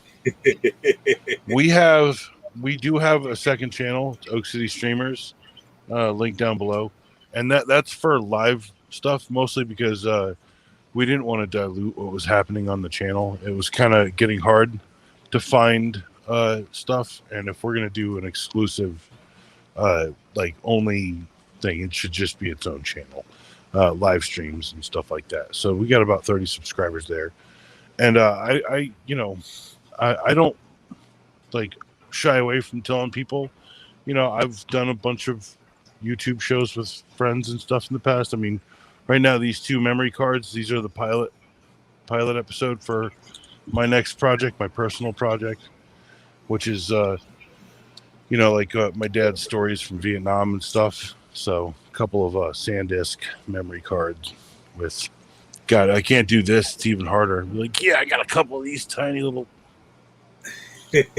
but I got to download the footage, put put it on the hard drive. So obviously, Matt, you're doing all your editing on PC, right? Most of you guys are. No, I'm on right? I'm on an Apple. Oh well, I'm sorry, a computer. It's an Apple. It's not a PC. Well, it's a I personal. do all mine on the phone, so I would kind of like you guys to kind of sort of roast me and let me know. No, I really would. The last episode was done on the phone. No, I do most of my like rough edits on the phone. This whole thing, this is new, and I'm just now being able to do zooms. So the next episode, people are going to see like zooms. That's going to be cool. Yeah, zooms for comedic effect. Don't go overboard with that, man. Too late. Too late. But I upload a lot of videos via Wi-Fi. That's a problem, right? From my phone to Wi-Fi to a modem here in my house. So everything you guys see is all done on my phone over Wi-Fi on the upload. That's 24 on the upload, and I think, technology. Well, that's what I'm saying. Like, here's the last episode I did. Right. That's the edit suite right there. There's all the edits that went into that episode. So you're doing the same. All right, Matt. Okay. Yeah, man. We're Don't feel bad, dude. Like, hey, any way you get it out. Like, I mean, if you can like use this, dude, do it for real. Don't. CM knows, man. I've been doing this on my cell phone since I started YouTube. I mean, dude, no, every all of the episodes for the first. Actually, no, every episode, except for like 2 or 3 of them, was edited on my phone. Wow. Actually, I got the phone over here that I started on. It's right here. It's all cracked up. It's got a big crack in the front. And when I watched the videos, man, you couldn't tell it was done on a phone. It's like it looked good to me. Well, I appreciate that. I mean, Pete's got some nicely edited videos. Oh yeah, Pete's Windows Movie Maker. I mean, Windows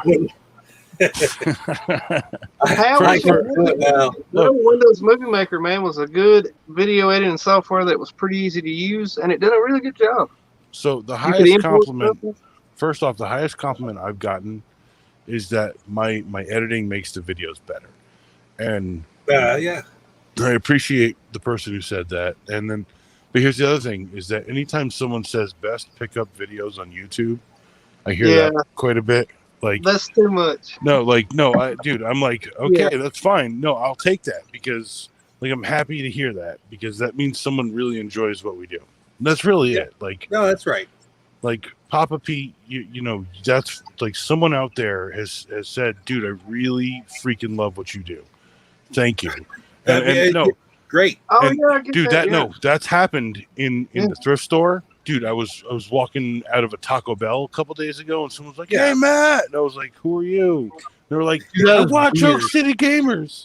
That's awesome. So, Pete, have you ever been recognized out in public? No. Like at a convention or it's happened 3 times to me. So, but mostly because it's the thrift stores are in the videos, right? So I'm at the thrift store. And they're like, yeah, man, I watched your videos. It's like, because I someone here told me that you guys do that. I'm like, okay, well, I appreciate you watching it, you know. So that's happened a couple times to me in Raleigh. So it is. I guess people have seen. People have come to me like I've contacted people. For God's sakes. And stuff, but I mean, not just out at the mall or something like in another town and. Then somebody goes, "Hey, I recognize you." No, I don't think that's happened. It's been at a gaming convention, like too many games people did. Blah blah blah blah blah. Oh, nice. There you go. There you go, Toaster Crumbs. Yeah, but isn't that kind of weird though, right? Like when people are like, "Oh my God, I watch your YouTube channel," and you're like, "You're one of like 5 subscribers." Nobody watches my YouTube channel. You know? No, so I know, right? No, that's like. Are you the first 35 or the last 60? Sorry. I met this little old lady, dude, that watched my channel, and her favorite video was the Atari pickup I did. And I was like blown away. I was like, I appreciate you, man. Thank you very much for watching. So that's one of the 2. And one was a little 12-year-old girl, and she loved my beard. Nah. Yeah, I've been looking at like a couple of weeks ago. Tyler and I went to the flea market. We grabbed those micro machines, and some dude named Brian, he was like, "Hey man, I love your channel." I'm like, "Hey, thanks, nice to meet you." You know what I mean? Like, it's so awkward. It is somewhat weird feeling. It's like, awkward, dude. Yeah. I remember the first time it happened. I was like, I was so taken aback. Jesse, I'm not gonna say his last name, but he came up to me at a convention. I'm like looking through games. He's like, "Hey, I just want to say I like your YouTube channel." I'm like, yeah, I know, right? Thank you. I'm Chris, and he's like, "I'm Jesse," and whatever. But it was just a surreal experience. And then I had to come home and tell the wife, like, "Yeah, I got recognized at the convention. I had to play it cool." Yeah. I told him no autographs today.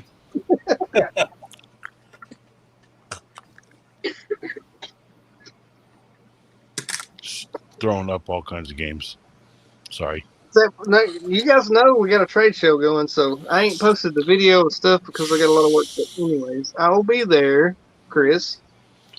Rifle, shuffle, and roll, man. Don't worry, it'll come out the other side, right? But when it comes out, you're gonna have to get a toothbrush and a little bit of pride taken away. Been there before. I have a kid. Jabber Gaming Jaws. Jabber Gaming Jaws. What's up, buddy? For I tell you what. That's what's going on. A fun collab. StreamYard does this. It's one of those weird things. It's like one of those passive, we want you to pay kind of things where it's like they have a premium service that you can pay for, and they'll fuck up your regular stream, so you pay for the premium stream. You know what I mean? Like, oh yeah, it's sort of like PayPal. Like, we know the worst part. We know it's your money. They should but just if you want it now, it's an email. Extra $4. Yeah, they should be like, hey, you should just pay for this because you're gonna hate that you don't. Right. Hey, we're gonna make your life miserable, so pay for it, bitch. That's what they should say. Chris, what? How did things go with King Mike D Games? And because I put him on you, sort of. Sorry about that, but I knew you could help him. I mean, how'd that go with getting his streaming going? So his problem was he wanted to stream Steam on his computer, and he was putting it in OBS. But he needed a second monitor so he could actually play the game on a, you know what I mean, instead of looking at a screen that big. And then there's some OBS, lag, that kind of shit. So I came across that this week trying to do it, yeah. But he was going to get a second monitor. He was tickled pink, and glad you helped him. Did he sub to your channel? I don't know. Does it matter? You're talking about edits. You guys were talking about edits and stuff like that. So I remember looking at this after the fact. They did a live stream after this was one of the 125s, and there was something like, if you look in there, you can't really see on that screen, but there's I don't know how many friggin' 100 edits in there. Holy crap, Papa! I know what that looks like, and that looks like a lot of work. Yeah, those are a lot of work. That's not the last one I did of that, but that's why those things seem to take so long to get out. I'll admit, our stuff we do definitely film we film in order. I mean, that's really because it's a like we go out and we do this stuff. So it's never like trying to figure out what order everything is going in. Yeah. But the real problem is we're branching out right now. I'm working on new shows, new stuff. So that's something that I'm kind of working on right now, is getting to a place where I can money is a thing. So I got to get the right program, and I'll get that eventually. But for right now, what I'm doing is working well with what I got. But the thing that I remember the most when I was doing like real edits all the time was just the sheer amount of things. Like I remember doing like a 3-camera setup and having all 3 of everything there, selecting, clicking, putting certain people on, certain people off, focusing on certain people. And it's tedious work editing. It's part of the reason why I didn't want to do it, I guess, for sports casting. That's like I did a little bit of freelance work out of school for a guy who does sports casting and stuff like that. And he's like, yeah, I've got like 17 games I got to look through. If you look through like 6 or 7 of them and find the bloopers, the funny stuff, and you find this and that, I'll pay you for that.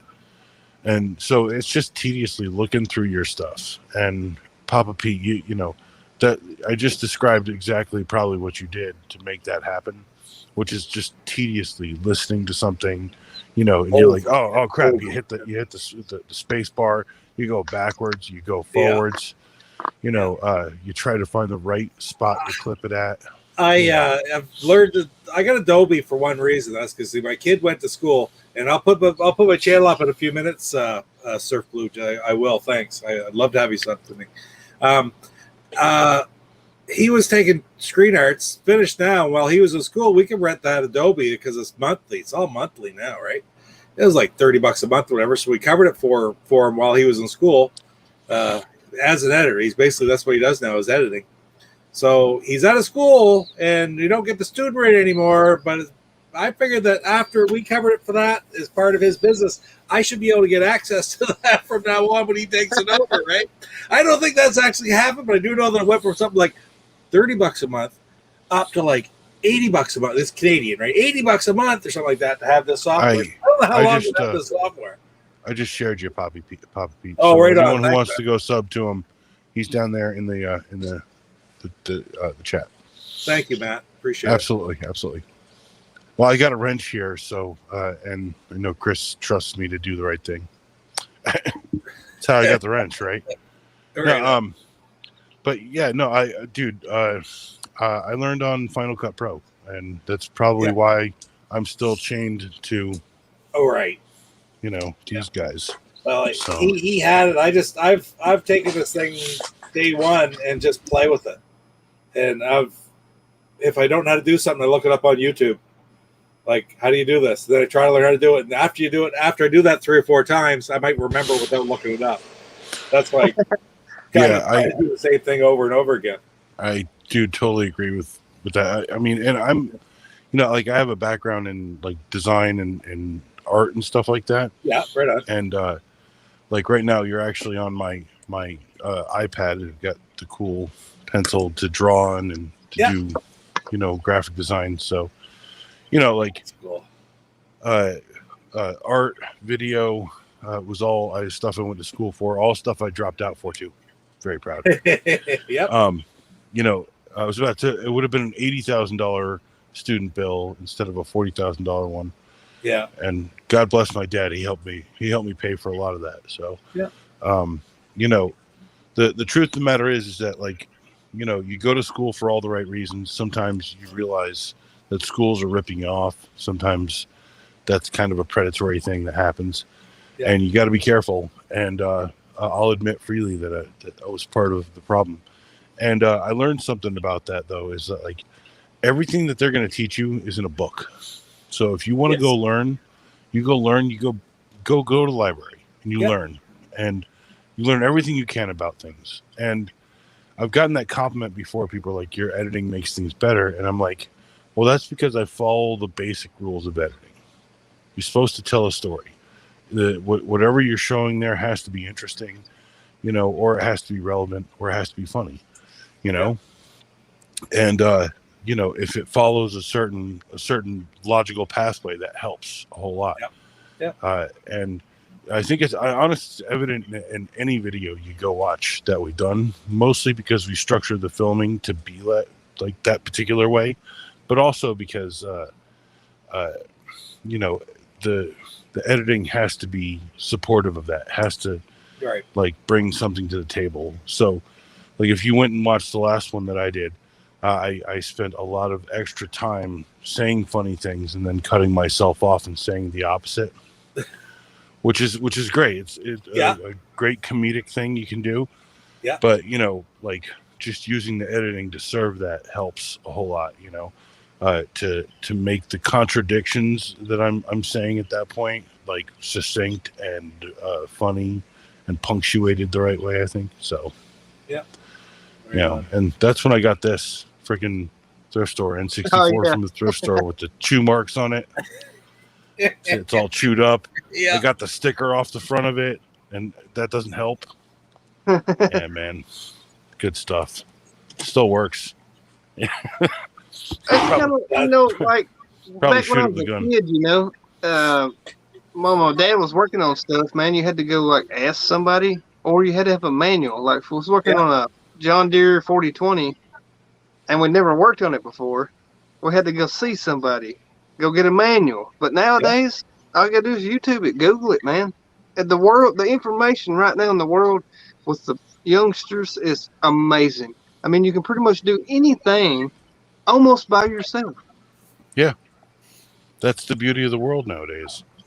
It is. It's really remarkable, and I am blessed to be still here during this because I'm 42, so that's pretty awesome. Yeah, there you go.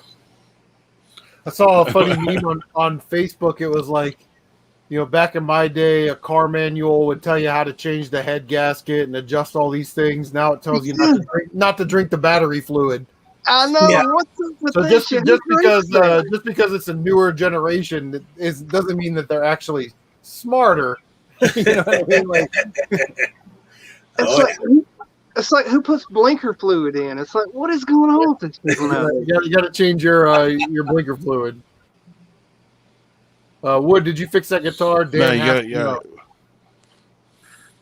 Dan, I did. I saw one. You got to check your door fluid. That's it. Oh, the door fluid. I did fix the guitar, but it's got bad rattle. So that means the neck's probably warped, I'm assuming. You guys, Papa Pete knows about guitars and stuff too, right? No, I'm not. He's played Guitar Hero, so he's pretty much an expert. That I've done. Rock band, man. That's about it, though. But to answer Dan's question, it has really bad fret rattle. Then it's most likely the neck all messed up, yes. Yeah. And I already said, secondhand toy dealer, I am not going to share my personal channel. Apologies. It's I'll tell you what it is. It's Big Sexy Stud 6969 at YouTube. It's EXO OnlyFans. All it is like beauty shots of this game. Actually, I should do that for what's his name? I'm just saying, I didn't plan on being here long enough to go through both of them, so I'm going to get another one. I'll be right back. All right, that's what I did. Had to go grab another one. And I don't know how to put on a fancy splash screen like you, so. What? You just click, you're going to walk away. That's all you do. You don't have to. I think he said he was going to send me click the camera off. Phantom Dust or something on Xbox. I don't know. Papa Pete's talking. He's talking crazy. He's talking crazy right now. Who's talking what? Papa Pete. Oh, there he is. The old ass gamer.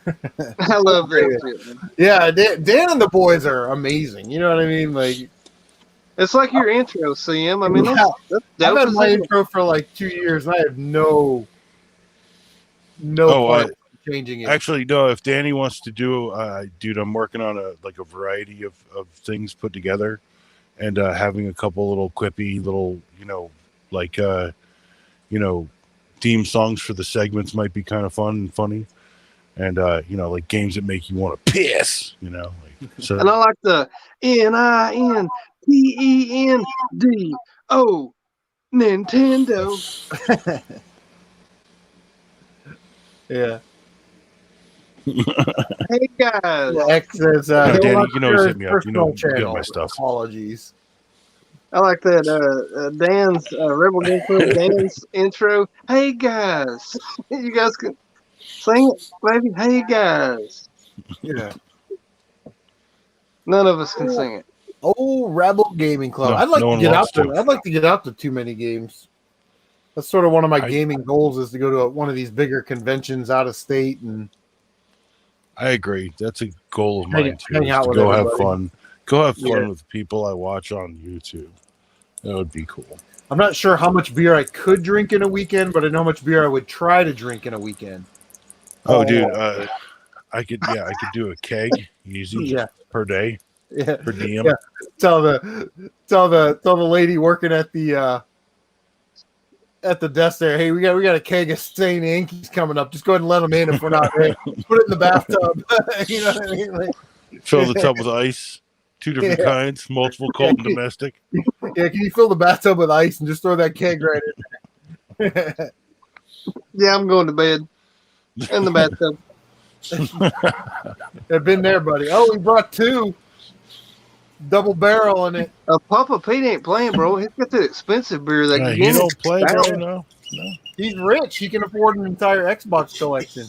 That's right. Yeah, right. A complete Xbox, dude. Man, I'm like a quarter of the way to there, and I didn't pay much for any of it, really. So you gotta be careful, man. You paid quite a bit spend, for mine, and I like it. You can't. And I need more Duke controllers. And I was going for a complete Genesis collection, and Shad bought all that stuff on his channel, all them games, and never mentioned anything about helping out the old wood.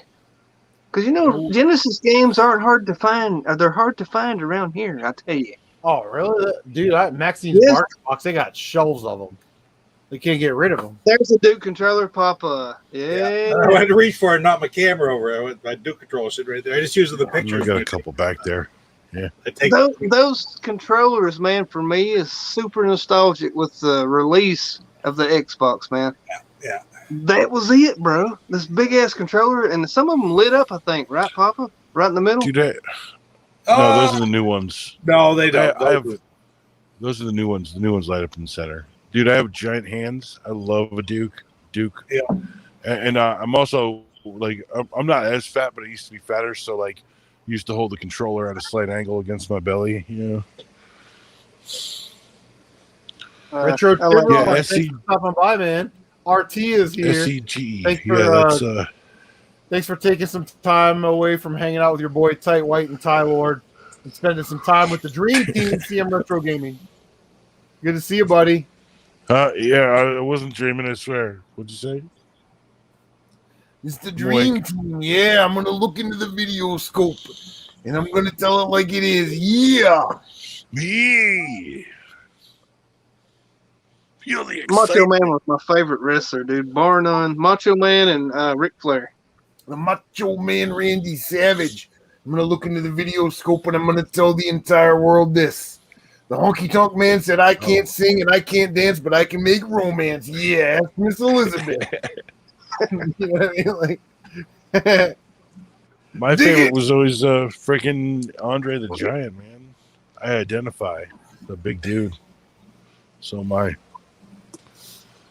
Macho Man just brought so much to the table, man. So much. Yeah. I was about to say Bonesaw. Macho Man was great, man. I love Miss Bonesaw. Sorry. Bonesaw. Yeah. Bonesaw is ready. Bonesaw is ready. Oh, God. Good roll. I think Stuntman Mike's using all of his accounts tonight. I like it. Old Stuntman Mike. I think I got him half convinced to start making videos on his own. What up? Making some pickup and collection videos. Tyler says he has about 10 favorite wrestlers. Yeah, I mean, I guess it just kind of depends on the era, and that kind of stuff. Well, I'd say my favorite of all time is Mick Foley. Yeah, I mean, any Mick Foley character. I'm sorry. Is that the dude that put his fingers down your throat? Your mandible claw. Yeah. Mandible claw. Mankind. Yep. Mm-hmm. Mankind. Yep. Yeah. Hacksaw. I like Hacksaw. What about Rowdy Piper, man? Rowdy Piper. Yeah, I like Piper, man. Like that.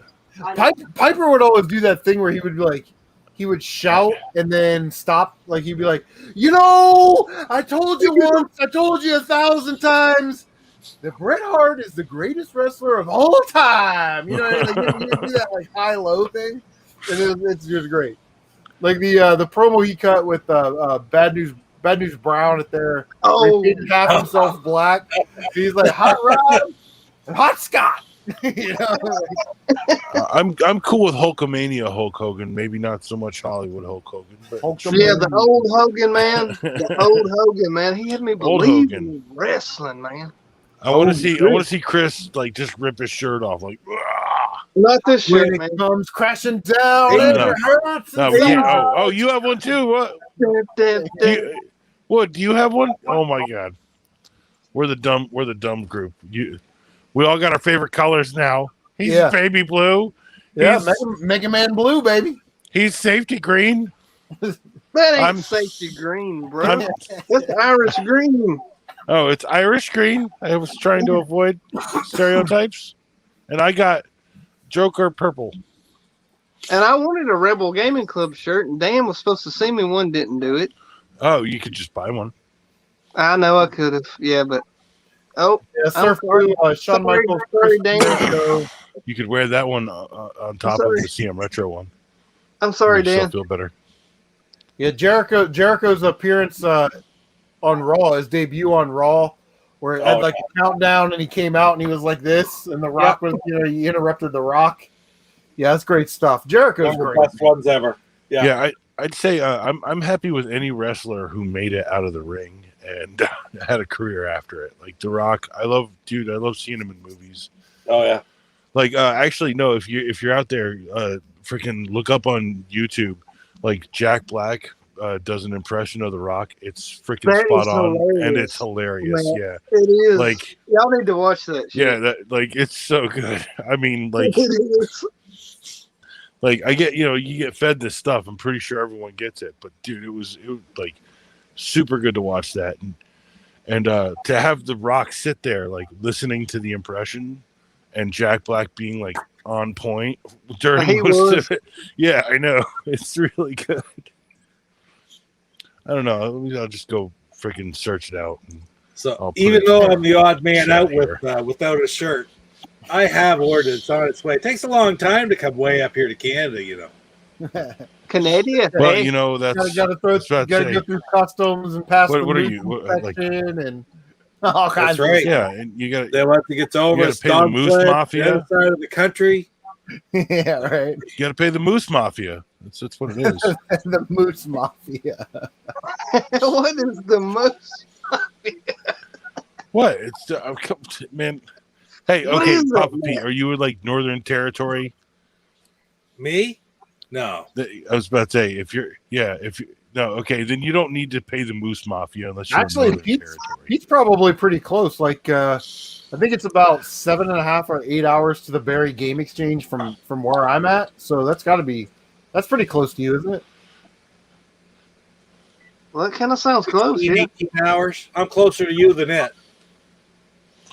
See, I had an uncle who moved to Tatiatuk.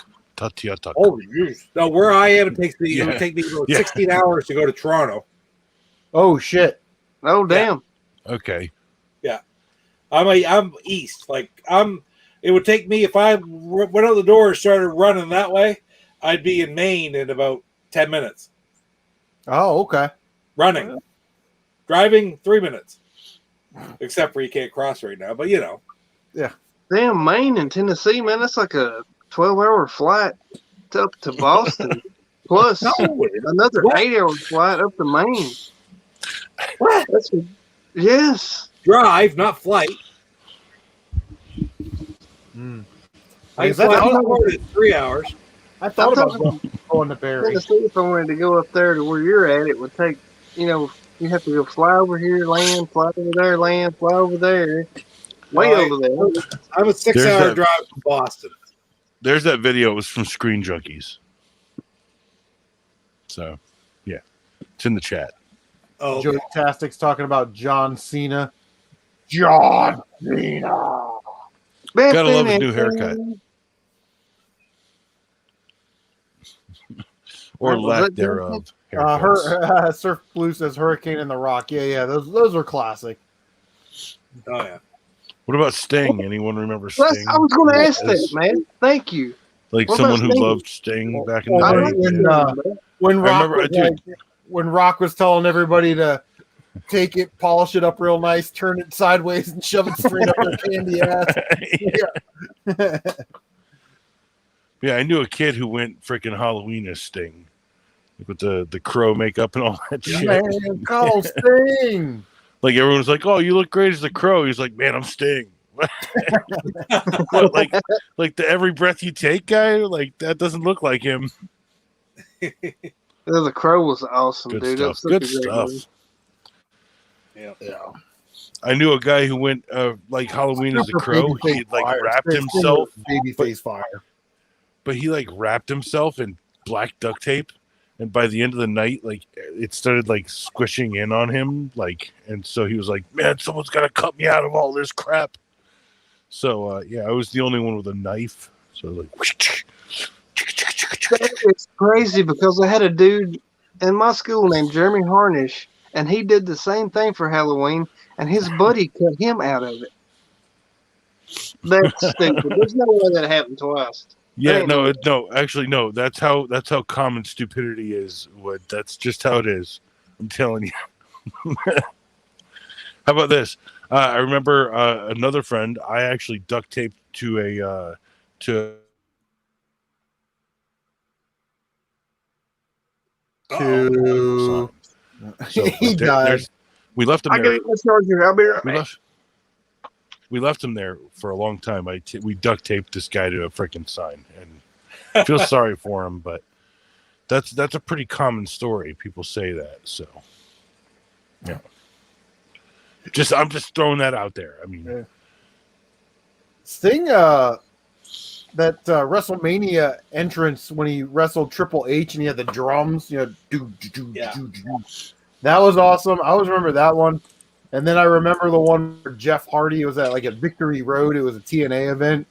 It was like the main event, and Jeff Hardy was like all messed up, like he couldn't wrestle at all. And Bischoff had to come out, and like it's like, oh my god, you want to talk about a dumpster fire? Yeah. I didn't like that WrestleMania match though because I thought they should have put him over. He finally comes after how many years? 20 years, and they wanted to put him over. Yeah, they should have let him get a WrestleMania win there. I think that was a smudge, right? Like the rest of the NWO or yes, it was just Triple H's buddies came down there.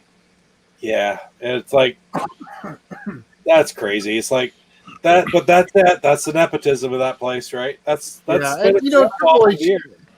I don't know what Hunter's thinking, but it's like, really, what the hell does he care? He's holding the keys to the kingdom.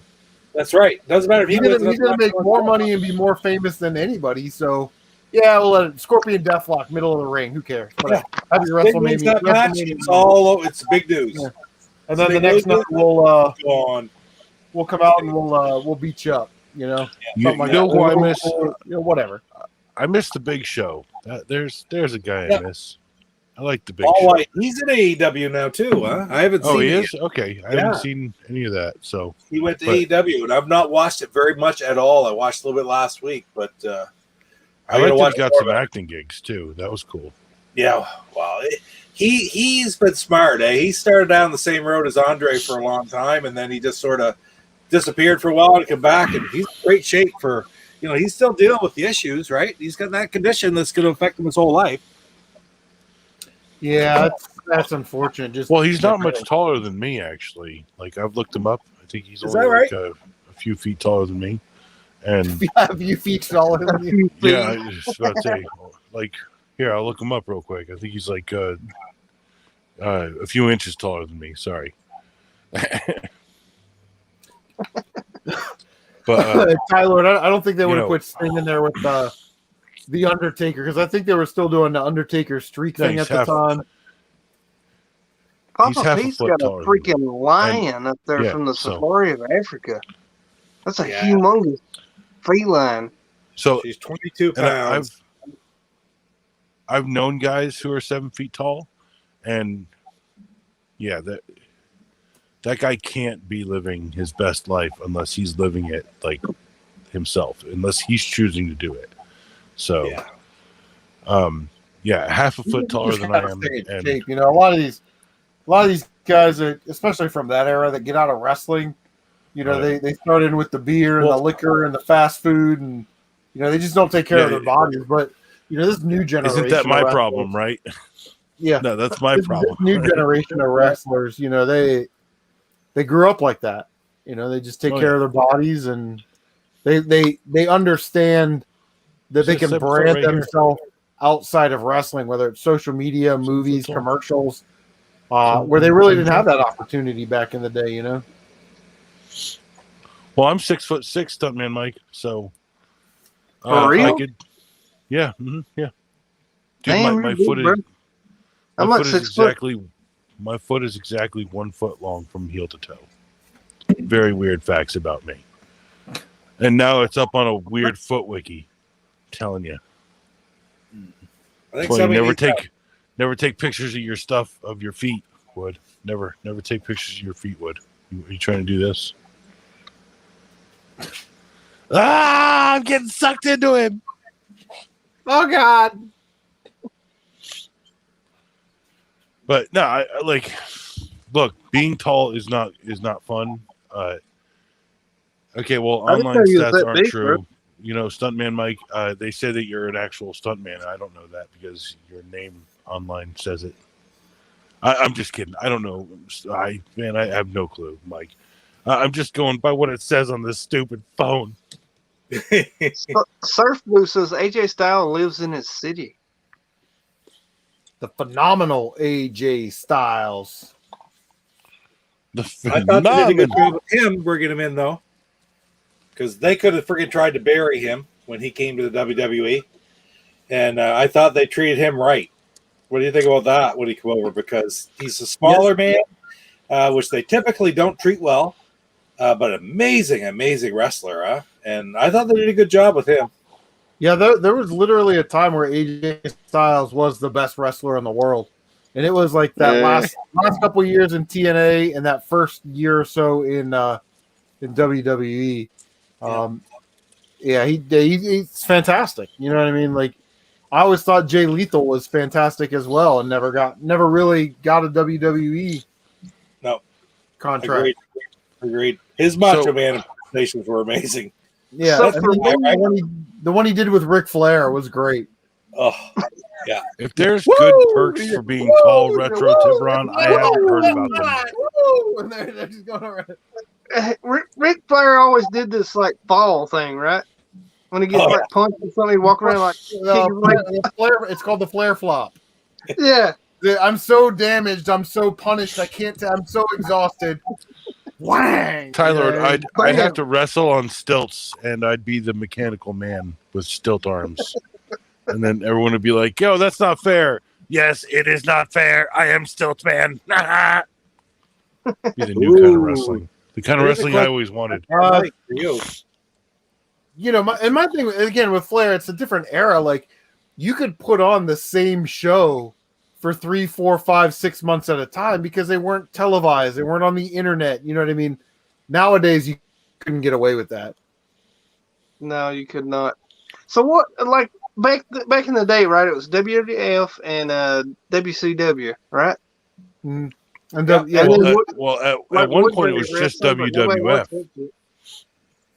At one point it was just WWF. What's that, Wood? It was like if I can speak, WWF, WCW, and then Woodbury Wrestling, but nobody watched that. It was Saturday night. Low on the ratings.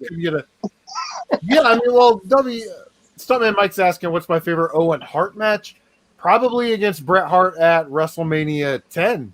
I was going to say that too. Curtain jerker. And Papa Pete just said it in the chat. Yep. No, I agree. Definitely.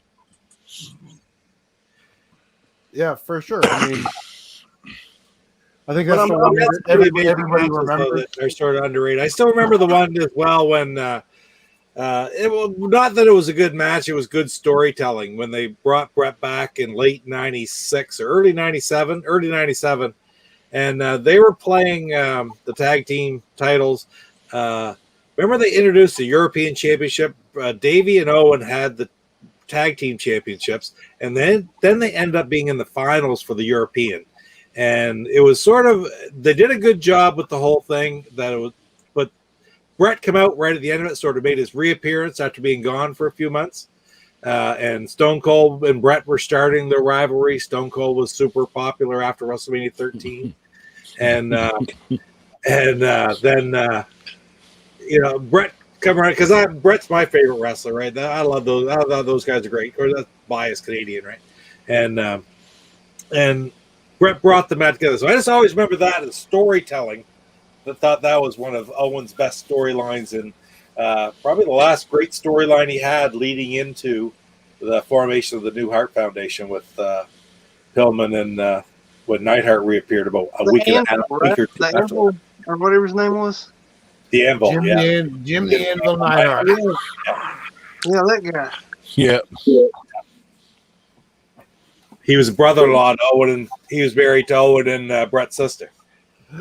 Yeah, Tyler. That's why I kicked your leg out of your leg. That was what was that, Survivor Series? No, that was the. Was that after the Jerry the King Lawler match? Which one was? What was that when Owen came out? Was that Survivor? No. That was the tag team match where the referee stopped it because Brett couldn't continue. He's like, all you had to do was tag me, Brett. All you had to do was tag me, but you're too damn selfish, and that's why I kicked your leg out of your leg, like right. And then you had that sort of split of Owen and Brett, and then they run into to WrestleMania. Stampede Gaming hit 200 subscribers. The man, the legend, was trying to stream Turbo Tunnel with a blindfold on tonight. That was interesting. Stampede Gaming. Also it's Canadian night here in the CM Retro channel. Stampede Gaming, named after Stu Hart's Stampede Wrestling. Wrestling. Got to check that out automatically. I don't even have my Canadian flag I used to have over here for like freaking 20 years. The Quebecers and the Mountie. Remember when the Mountie would sing his own song? Take an order from these Canadian flags right here. Always get my man. Oh, Papa Pete, I have like a full, what is it, like a 4x8 regulation? It's a 6x10 actually. Yeah, now that right I on. think about it. So yeah, it's like for flying over Olympic stadiums and stuff like that. My brother got it back in I think like 92 or 93. We went to Niagara or something, and it was hanging up there for forever. And when I pulled it down, it was like pulling down a giant artifact full of dust and old bugs. So I had to clean it, and turns out, like getting a flag cleaned is a little bit more complicated than you think. You just got to know a guy, and thankfully now I do actually know a guy who does flag cleaning. So, not that that's relevant or necessary for anyone here to know. Just I have a story. Out there. If y'all can hear me, I hope you guys can. Yeah. Can't hear it. Yeah, no, we hear you. You ready for the story? You guys ready? Yep. Yeah. Okay. So on Saturday night, we had wrestling up by the flea market. Okay. But the fun thing about it was there was this big dude that kind of looked like the Iron Sheik, and his name was King Corn Karn. So anybody that's played a wrestling game on the NES knows that name. Oh, yeah. And that dude would just body slam the hell out of people, throwing them over the rings, the ropes, getting out in the audience and tearing up chairs and shit. And they freaking arrested his ass. I took him out of window. So you can't come back down here and wrestle by the flea market, bro. You got to get the hell out of here. For real. It was just like backyard wrestling by the flea market, just in No, town. they actually had a ring and everything in there. It was actually pretty nice, but it's in Woodbury, so I mean, yeah. For the record, there's a gym in Clayton. It's about half an hour from here, and they do like the exhibition and the wrestling and stuff. Going down there's awesome. You get like a little bit of the classic matches like you would have gotten back in the day, and occasionally they get like some kind of second tier names, but it's also just fun to go down there and watch a bunch of like desperate ass dudes like jumping off the edges of the freaking ring. They got this trying their hardest, dude, bro. This big dude, big ass bearded dude, like that one guy in wrestling that wore the overalls, had the big beard, and he wore a hat. Oh God! And that dude come in there and was just throwing people over chairs, and I'm talking about jumping off the top ropes and shit, off into concrete and chairs and cars, and It was ridiculous. So actually, it was pretty fun in wrestling in Woodbury. I'm telling you. Hillbilly Jim. When I was stationed in Alabama at MP School, Fort McClellan, Alabama.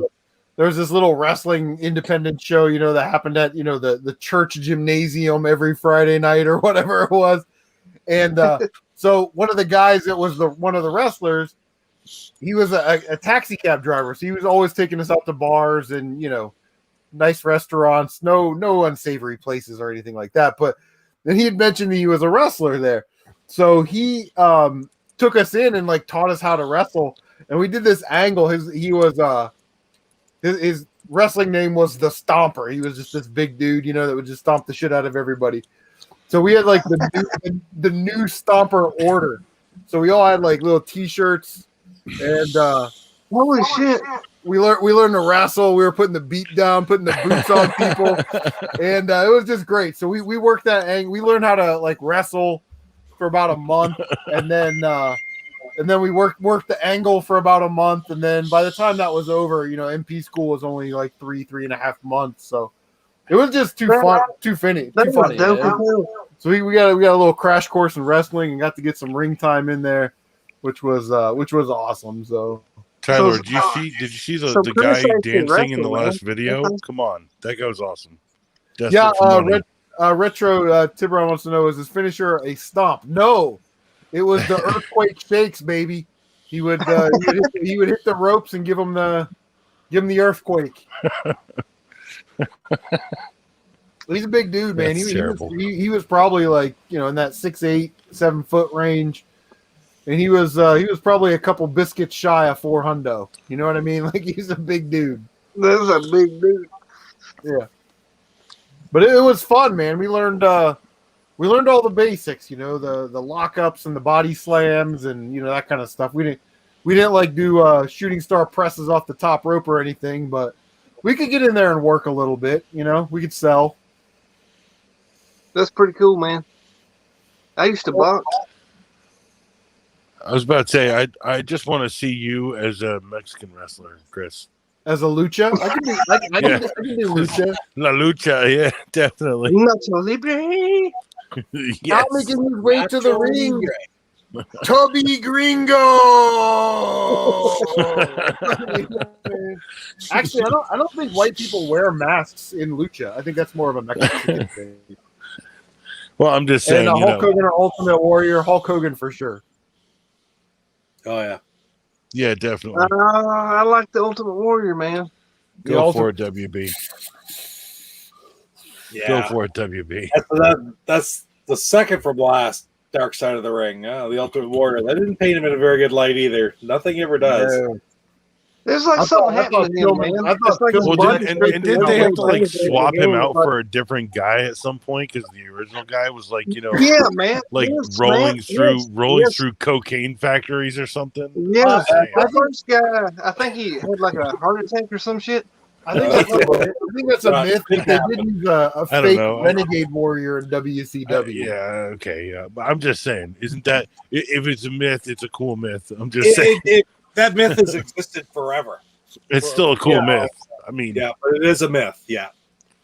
Yeah, but the face paint and everything changed and stuff. He had vines and shit painted on him and stuff. The first one didn't have no vines and shit painted on him. It's when you're stuck into that character, it's hard to change your character over time. I mean, you're basically stuck with that character, and you hope it stays over. I mean, this dude come out balls to the wall, to the ring, shook the damn ring, jumped over the ropes and shit, and got in there and just mauled people. It's I'd never seen nothing like this, man.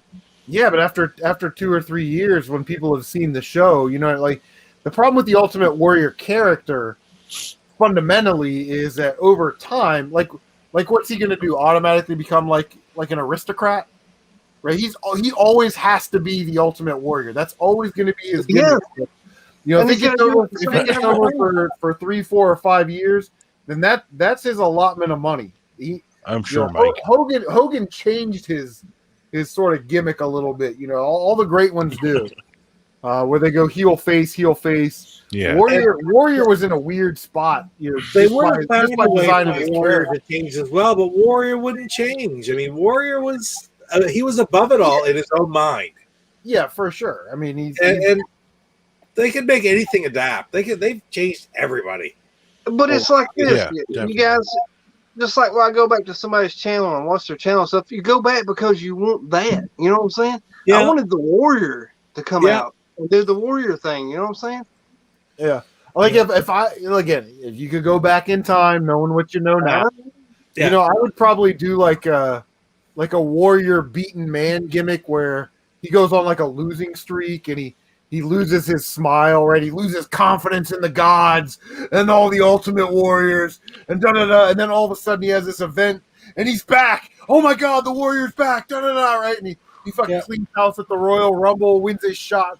WrestleMania, the Warriors will rise again. What? And then he loses after going the distance. That's Rocky, bro. Yeah. Sorry.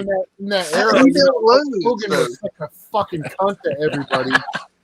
Had to win all the time, and if he couldn't win, it's some kind of finagled finish. This is crazy, man.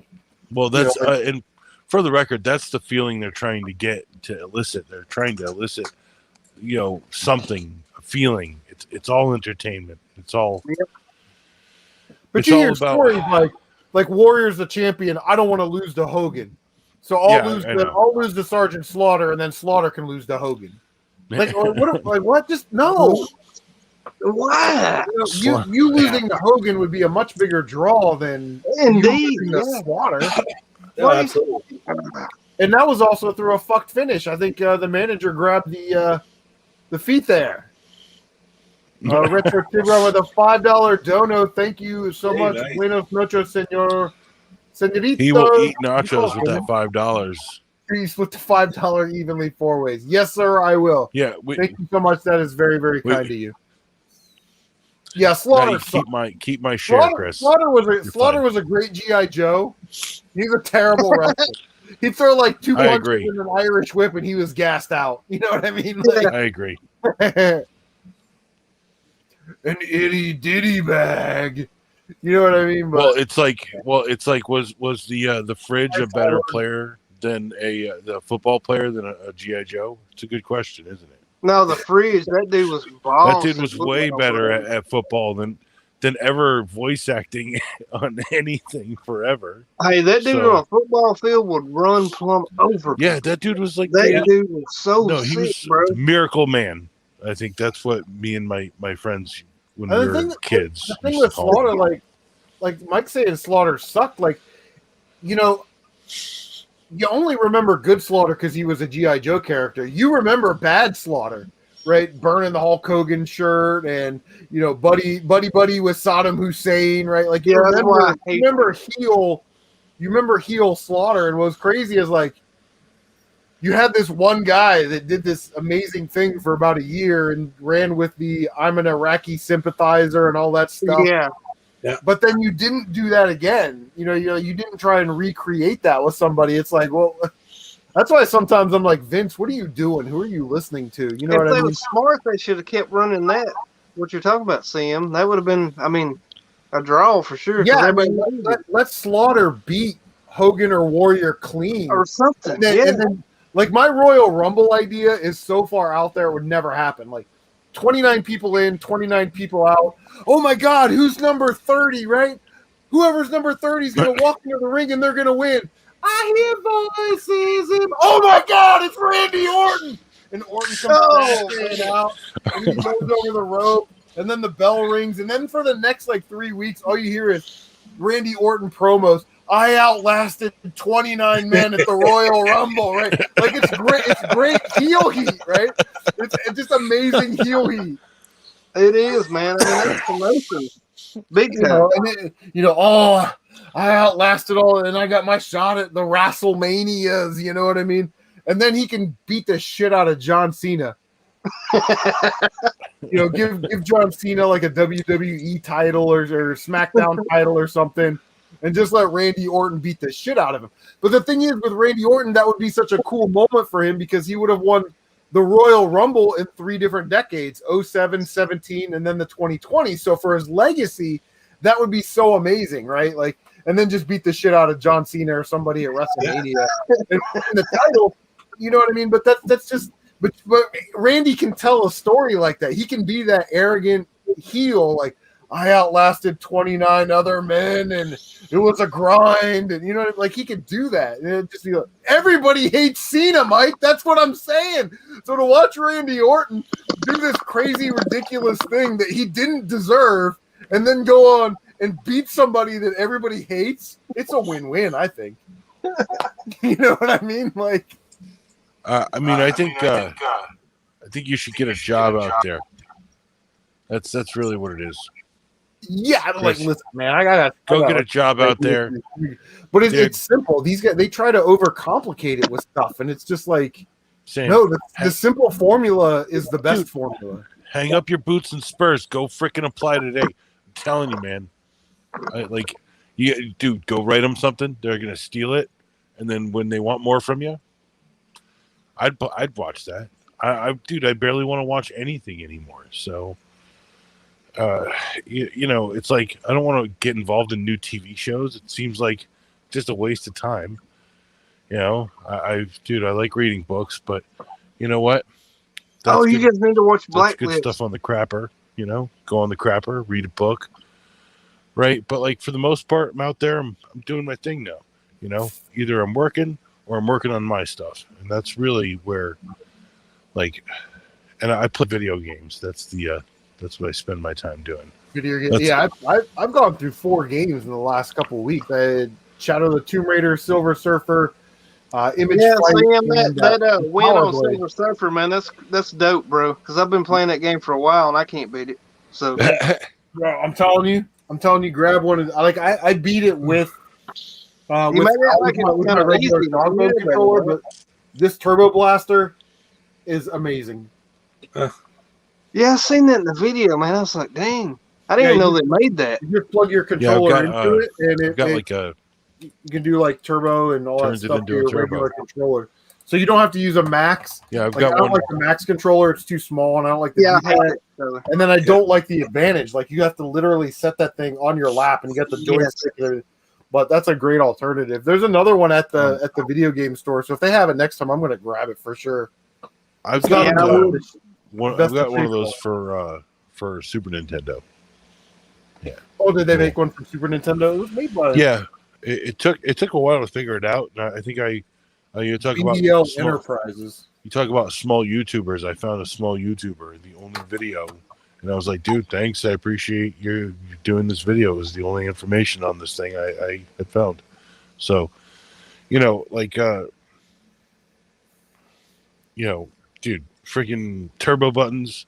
I had no clue what they were. So when I got this box, I was like, all I know is it takes a Super Nintendo thing. And if that guy hadn't made the video, God bless the guy. God bless you, guy. Yeah. Well, for Silver Surfer, Stampede Gaming has a series on his channel called Game Breakers, where he literally breaks down like Silver Surfer, Battletoads, and he explains all the power. And there he is. Bing. How you're going to get extra lives, how the levels are played, you know what I mean, of everything. But the first thing that he does in his Silver Surfer video is explain the power-up system. And I was like, you know what? I'm going to stop here and I'm going to learn it myself after I know what the power-up system, because you got to know that in shooters. You got to know how the power-up system works, because that determines how aggressive or conservative you have to play. Yeah. So once he explained that, I was like, okay, we're good. Wait, each one of these levels has 6 to 9 power-ups in them? Okay, so all I got to do is just figure out where the power-ups are, find my lines vertically or horizontally, and it was in Mr. Matthews' video. Really, really, if you started playing it, by the end of the first or second day, you should be able to beat every one of those 5 levels without dying. You know what I mean? And then you just got to put it together. Because each level is a side-scrolling level, a top-down level, and then sort of just like a little boss level. But if you know where the power-ups are, and you know how to play conservative or aggressive depending on where you're at, powered up wise, learning the enemy patterns and playing it so many times. I mean, it's just like any other game. I mean, how do you know in Mario Brothers to jump on or over that first Goomba? Well, Chris, because you probably hit it the first time you played and you died and said, I don't want to do that again. And you learn to jump over. How do you right? get it staying away from the ceiling or the walls? It's just practice. You know what I mean? Like watch Stampede Gaming and Mr. Matthews reviews on it, and it was really informative. And I was like, oh, okay, no, I understand that. Yeah, no. If you can shoot through something, then you can. Hey, I'm gonna catch y'all later. All right, Matt. Thanks for stopping by. Yeah, Matt. Thanks, Matt. Nice to meet you, man. I guess to go to sleep. Good to see you, Chris. Yep. WB, Yep, great to meet you, Papa Pete. Like I said, I love Right your on. videos. Thanks, man. So, Papa thanks, Pete, guys. Papa Pete, the old ass But you gamer. can crash into the ceiling and the walls and stuff. That's I mean, my problem with it. You just got to kind of get your lines. You got to kind of feel on the controller how high and how low you can go. Generally, when you're on the side scrolling levels and you have the orbs, you can't die if something hits an orb or if something hits the fin of the surfboard, but the board itself and the character, it's going to knock you off the board. But it's just practice. You know what I mean? Like it really is. It took me, I don't know, 15 hours to learn that game. So, Guest star. hey, what's up? Hey. Oh, Jeff's here from Go Game Go. What's up? Hello. Hey, there he is. Namae wa nan desu ka? That's Japanese for what's your name? Oh, William. William. That's my son's name. That's crazy. That's funny. Tyler says later, Matt. So, William, what games are you playing currently? Well, I was playing GTFO earlier. What is it? It's a horror game. I was playing a horror game earlier. Oh, okay, cool. Yeah, my son likes horror He's a games. gamer. Yeah, I don't play horror games. They're scary. Same. Mine's not as that. It's not that much of a horror game. I was just practicing runs. I don't play the horror part of it at all. Do you play old Nintendo games? Of course. What's your favorite old Nintendo game? I don't know. I don't have a favorite. I just play the ones that are Yes, fun. you got a favorite. Which one's You better say Mega Man 2, or I'm gonna. It's not absolutely- Mega Man. Okay, It's not Mega Man 2. remove and It's goodbye. not Mega Man. I don't know. That's Ghosts and Goblins is a lot of fun. Ghosts and Goblins. That's a good one. Tough one. Game is tough. Yeah, that's my favorite. I've never beat it. Me neither. I beat it. It was fun. He did. I beat it. I didn't do it the second time though. I did the first time, but not the second time. You know, it's funny. I like Ghosts and Goblins makes you do that second loop. I just bought Image Fight last week, and I'm like, okay, this is an arcade port. How many levels could there be? And it pops up, and it's like stage 1, 2, 3, 4, 5. So I'm like, okay, cool. So I get through stage 5, and it's like, okay, are you ready for the real fight? And I'm like, I guess, yeah, sure. And then it's like another 3 levels, and then when you get to the ending, it's like, hey. Nice, you beat the first loop, but if you want to beat the game, you got to beat it the 8 stages all over again. I'm like, that's just lazy. Give me 8 new stages, or just call it quits right here. I'm good. You know what I mean? Like, stop being lazy with the game. Old Nintendo games. Because after you beat the castle, it literally says try again because you didn't do it. It was all an illusion, and then you have to do it all again. Yeah, Super absolute nonsense. That's why I don't like Ghosts and Goblins. That's more of a T-belly thing. I just watched a complete playthrough on that channel I found just about a week ago called You Can Beat Video Games. The guy does a really good job of playing through the whole thing and describing it perfectly. Yeah. And I really enjoy watching because all classic games that I played 25 years ago, and really enjoyable channel. Does a really good job. Yeah, I recently found that channel too. I was watching of course I beat Zelda like a ton of times, but I always like to hear what people have to say, right? So I was like watching that video because he kind of gives you like a brief history lesson, you know, and then goes into the game stuff. But yeah, Mr. Matthews has a channel, has a section on his channel called, he's doing a series, I guess, called NES Hard, where he's tackling all of the very hard Nintendo games and doing breakdowns of them. Yeah, it's in my opinion, it's the best series on YouTube right now. Is Mr. Matthews. And you know, like I said, Joe over at Stampede Gaming with his game breakers, like, oh, you're watching his videos like, oh, I didn't know I could do that. You know what I mean? Like, I didn't know that was possible. Let me try it. And they're just great tutorials.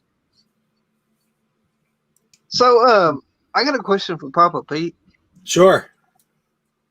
What was the game that pissed you off probably the most? Oh God! And you just like trashed it and threw it out in the yard and burned it and shot it with shotguns and run over it with an army tank and a ballistic missile.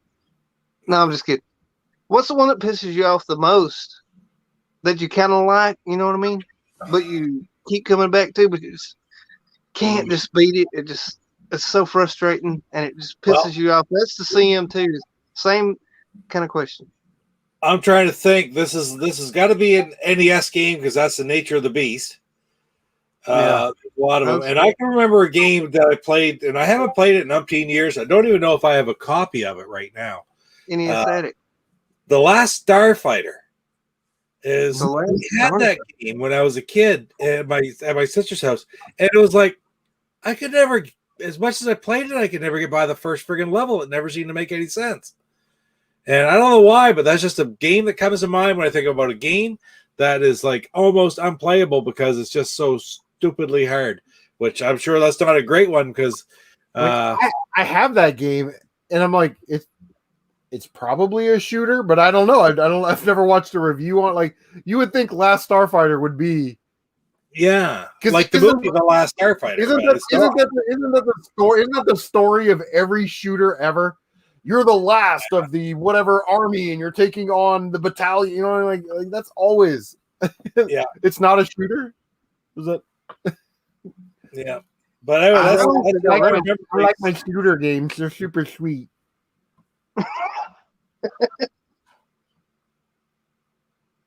You know, it's crazy, man. The landscape of YouTube. I make a pickup video, and which is the staple of my channel, and it gets like 200 views in like 3 weeks.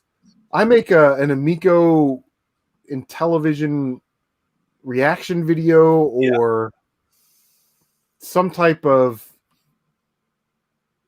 games that need a remake. It's like 85. It's getting 10.5 views an hour.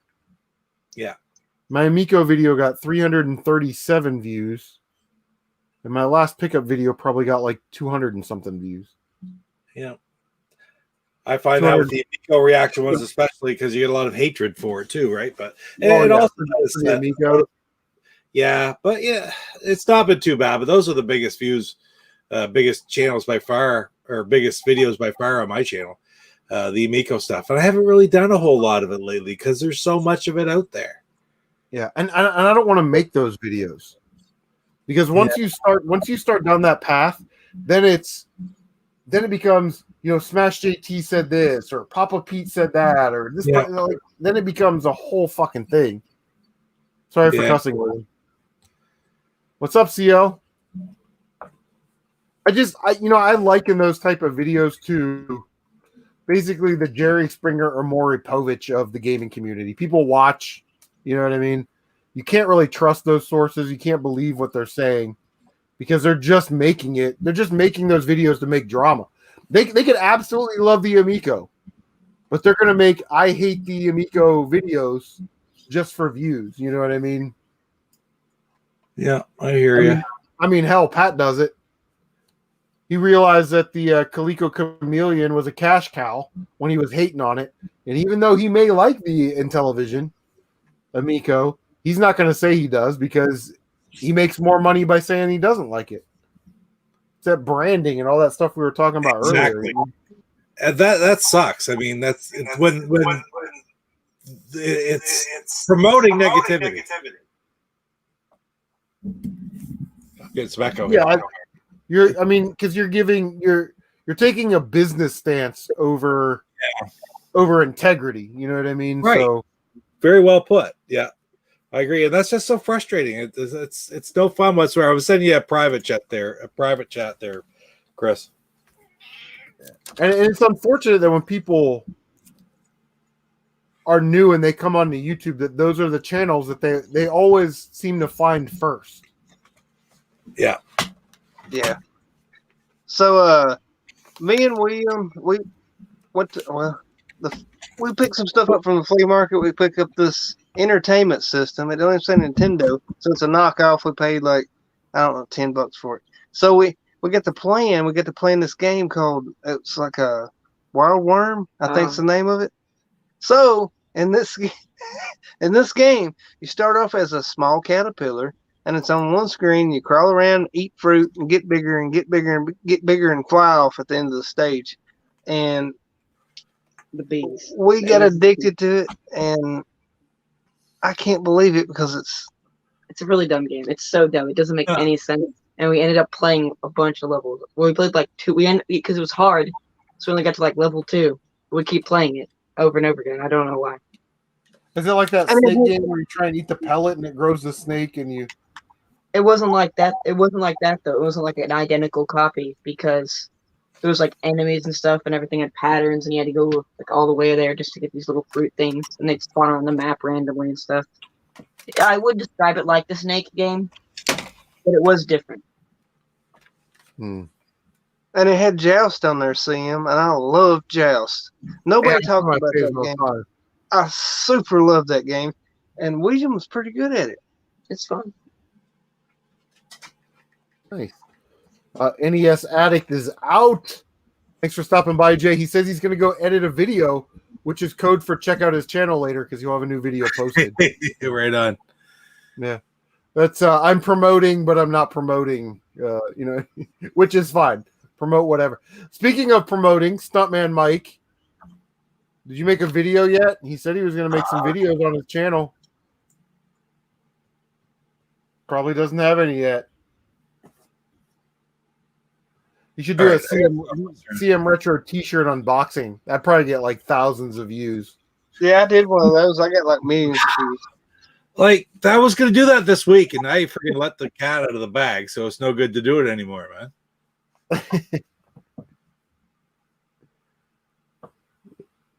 Robert Mitchell says he won't be editing a video. You know what, bro? You got to go to work. You post office guys work hard. I respect people that work at the post office, man. That's crazy. That's a lot of work. I don't understand how you get my package from Columbus, Ohio to California in like 3 days. I don't understand it. It's beyond it is beyond the mental capacity that I have. Is it like on a train? Do you have like a plane? Is there like one of those magic transporters from Star Trek where you can beam it away? Like, how does that shit work? You know what I mean? Stuntman Mike says not yet, but soon. We have to shower Stuntman Mike with love. I told him, I said, dude, you'll be good at videos because you have a quick wit and a quirky sense of humor like the rest of us, so you'll fit in. Get on an $85 PS3 sports game. Oh, was it NCAA College Football 14? Oh no, dude, PS3. I'll tell you. That literally is super expensive for PS3. Yeah, PS3 is actually. It's going the way. I think it'll go the way of the GameCube. You can't really play GameCube on any other consoles except for maybe like that first gen Wii. No. Right. But PS3 games, you can't play PS3 games on any other console except for a PS3. Yeah. And there's some amazing games. So, William had a question here, CM. Yeah, what's up, man? Is the game any good? Is it good? What game? The football game. NCAA 14? Yeah, it's amazing, actually. It's really, really good. It's not rare, though. I mean, I guess for me, when you say like a rare game, that means I look on eBay and there's less than 10 listings. Something like Team Buddies on PlayStation 1, Silver Load on PS1, games like that. You look up NCAA College Football 14, and you'll see 30, 40, 50 PS3. What was that expensive football game on PS3, CM? I think that's kind of where he was going. Yeah. That's it, and it's not expensive anymore? It is. It's just not rare. Press freeze again? They're describing it as how just rare game, like if no one has it to sell. I got you. Yeah, it's one of those games that's like popular because it was the last game in the series, for a long time, and the price shot up. It's definitely not real, or not really rare. That's for sure. There are definitely rare games. Stuntman Mike, NCAA College Basketball 2010, yeah, with Blake Griffin on it, or NCAA College Basketball 2K8. It's got the Ohio State player on it. That's another $100 sports game on the PS3. Yep. Definitely a lot more rare than the college football game. The college football game is dropping in price because they announced that they may be bringing that franchise back. So I have a 14. I play. It's the one that Hav sent me when I won his 100 subscriber contest. So I'm going to keep it. I posted it when it was like $175 on eBay. Nobody wanted it, and I thought, okay, I'll take it down. But pretty artificial, though, really, wouldn't you say, Chris? I mean, the whole demand for that game, because it seems to be every pickup video I watched, they're finding them everywhere. Yeah, I know it literally was, man. It's certainly not a rare game. I would say it's kind of uncommon-ish. But when you look on eBay, really for me, when I look on eBay and I see less than 10 of them on eBay, then we start to get into that rare territory. Like I said, Team Buddies, Silver Load, things like that. Very rare. Yeah. Papa Pete, what a secondhand toy dealer wants to know, what is the crown jewel of your collection? While you sort that out, I want to welcome Jeff from Go Game Go. This is his inaugural appearance on the CM Retro Gaming channel. Thank you so much for stopping by. What's going on in your world there, Go Game Go? Thanks for letting me in. I'm not feeling great tonight, a little under the weather, but I just noticed you guys are almost live here for 3 hours, and I'm just popping in. Sneaking in at the last minute here. We do it long, that's for sure, on this channel, man. We like to live stream for a long time, have people jump in, jump out. So, what are your thoughts on NCAA College Football 14? Rare, not rare, worth the price, not worth the price, excited about the new one? Don't care? I have a hard time paying a lot of money for any sports game, to be honest. I don't know it's kind of weird. I'm not sure if I'm a collector or not. I mean, if you look at my amount of games I have, you'd say, oh yeah, you're a collector, but like, I'm not going to go out of my way to buy a game. It's a rare game. It's expensive that I don't care about. So in that way, I'm not really a collector. But I mean, if it's a game I really like, then, I'd be interested. Like, and I've talked to Papa Pete about Saturn Bomberman. That's a BGC. What's up, man? That's a crazy expensive game, and I think it's worth every penny. Hey, Papa Pete, there was somebody in the comments asking what was the most expensive game in your collection. The Crown They Jewel. always ask this question. So the Crown Jewel is like, I'm sitting there trying to think. I know that I got a bunch of games back in January, and it's actually kind of phenomenal. Jeff was with me that night on the live stream when I opened it up. There'll have to be something out of that. The crown jewel of my collections. I got some games to the Xbox which are worth, in the hundreds. Like the top down, like Coast to Coast, 2006. Yeah, right, stuff like that. But if I'm gonna, my God, there's so many different things. But I'm gonna have to say, right now, the thing I never thought I'd have in a million years is the Intellivision Sears overlay set, and I'm sure I'll come with some. I don't even know what that is. Well, do you know how the Intellivision? I don't know if you know much about the Intellivision. There were 125 games made for the system back between 79 and 89, and when it first came out, Sears had their own versions of the games for both the Intellivision and the Atari. So there's 29 different Sears games, and it's a subset that I really enjoy collecting as well. And About 10 years ago, somebody put out a homebrew set of overlays because the Sears games use the same overlays as the Intellivision original Mattel set. Okay, they weren't different. The manuals and the boxes are different. The cartridges and the overlays were the same. About 10 years ago, there was a homebrew set that was put out of specific for the Sears. I tried to find them. I couldn't find them right there. I don't know where they are right now. Oh, never mind. I saw them. There's the box right there. This is specially made. There were only something like 75 of them made. And I can remember at the time, the thing that's so special to me about this is at the time I thought, I'd like to get those. I wasn't really collecting at the time, but I saw them because I was still following Intellivision. And I thought, I should get those. And they came, they went, and they basically became, I'll say, just a holy grail for the Intellivision collectors. The Intellivision collectors tend to like the Sears set. And so that's like the holy grail for the Intellivision, right? Well, no, not for the Intellivision. It's like a holy grail because it's very, very, very difficult for a collector to get this set. But it's not an original game. Spiker is the most expensive game. It is the holy grail for the Intellivision for games. But I consider this for the Intellivision something that many, many collectors would like to have that we'll never have because there are so few of them in the world. But I thank you for that because I definitely will keep an eye out for that. Like I'll find it or something. I don't know. I was fortunate enough that a big collector sent me a lot of items for my collection, just because he likes my channel, and I was extremely appreciative. So that's on my check it out. It's back in January. I did both a live stream with Jeff. Jeff was on it with me.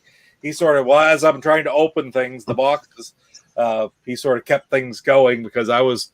You were so excited that night, Pete. I was pretty excited, yeah.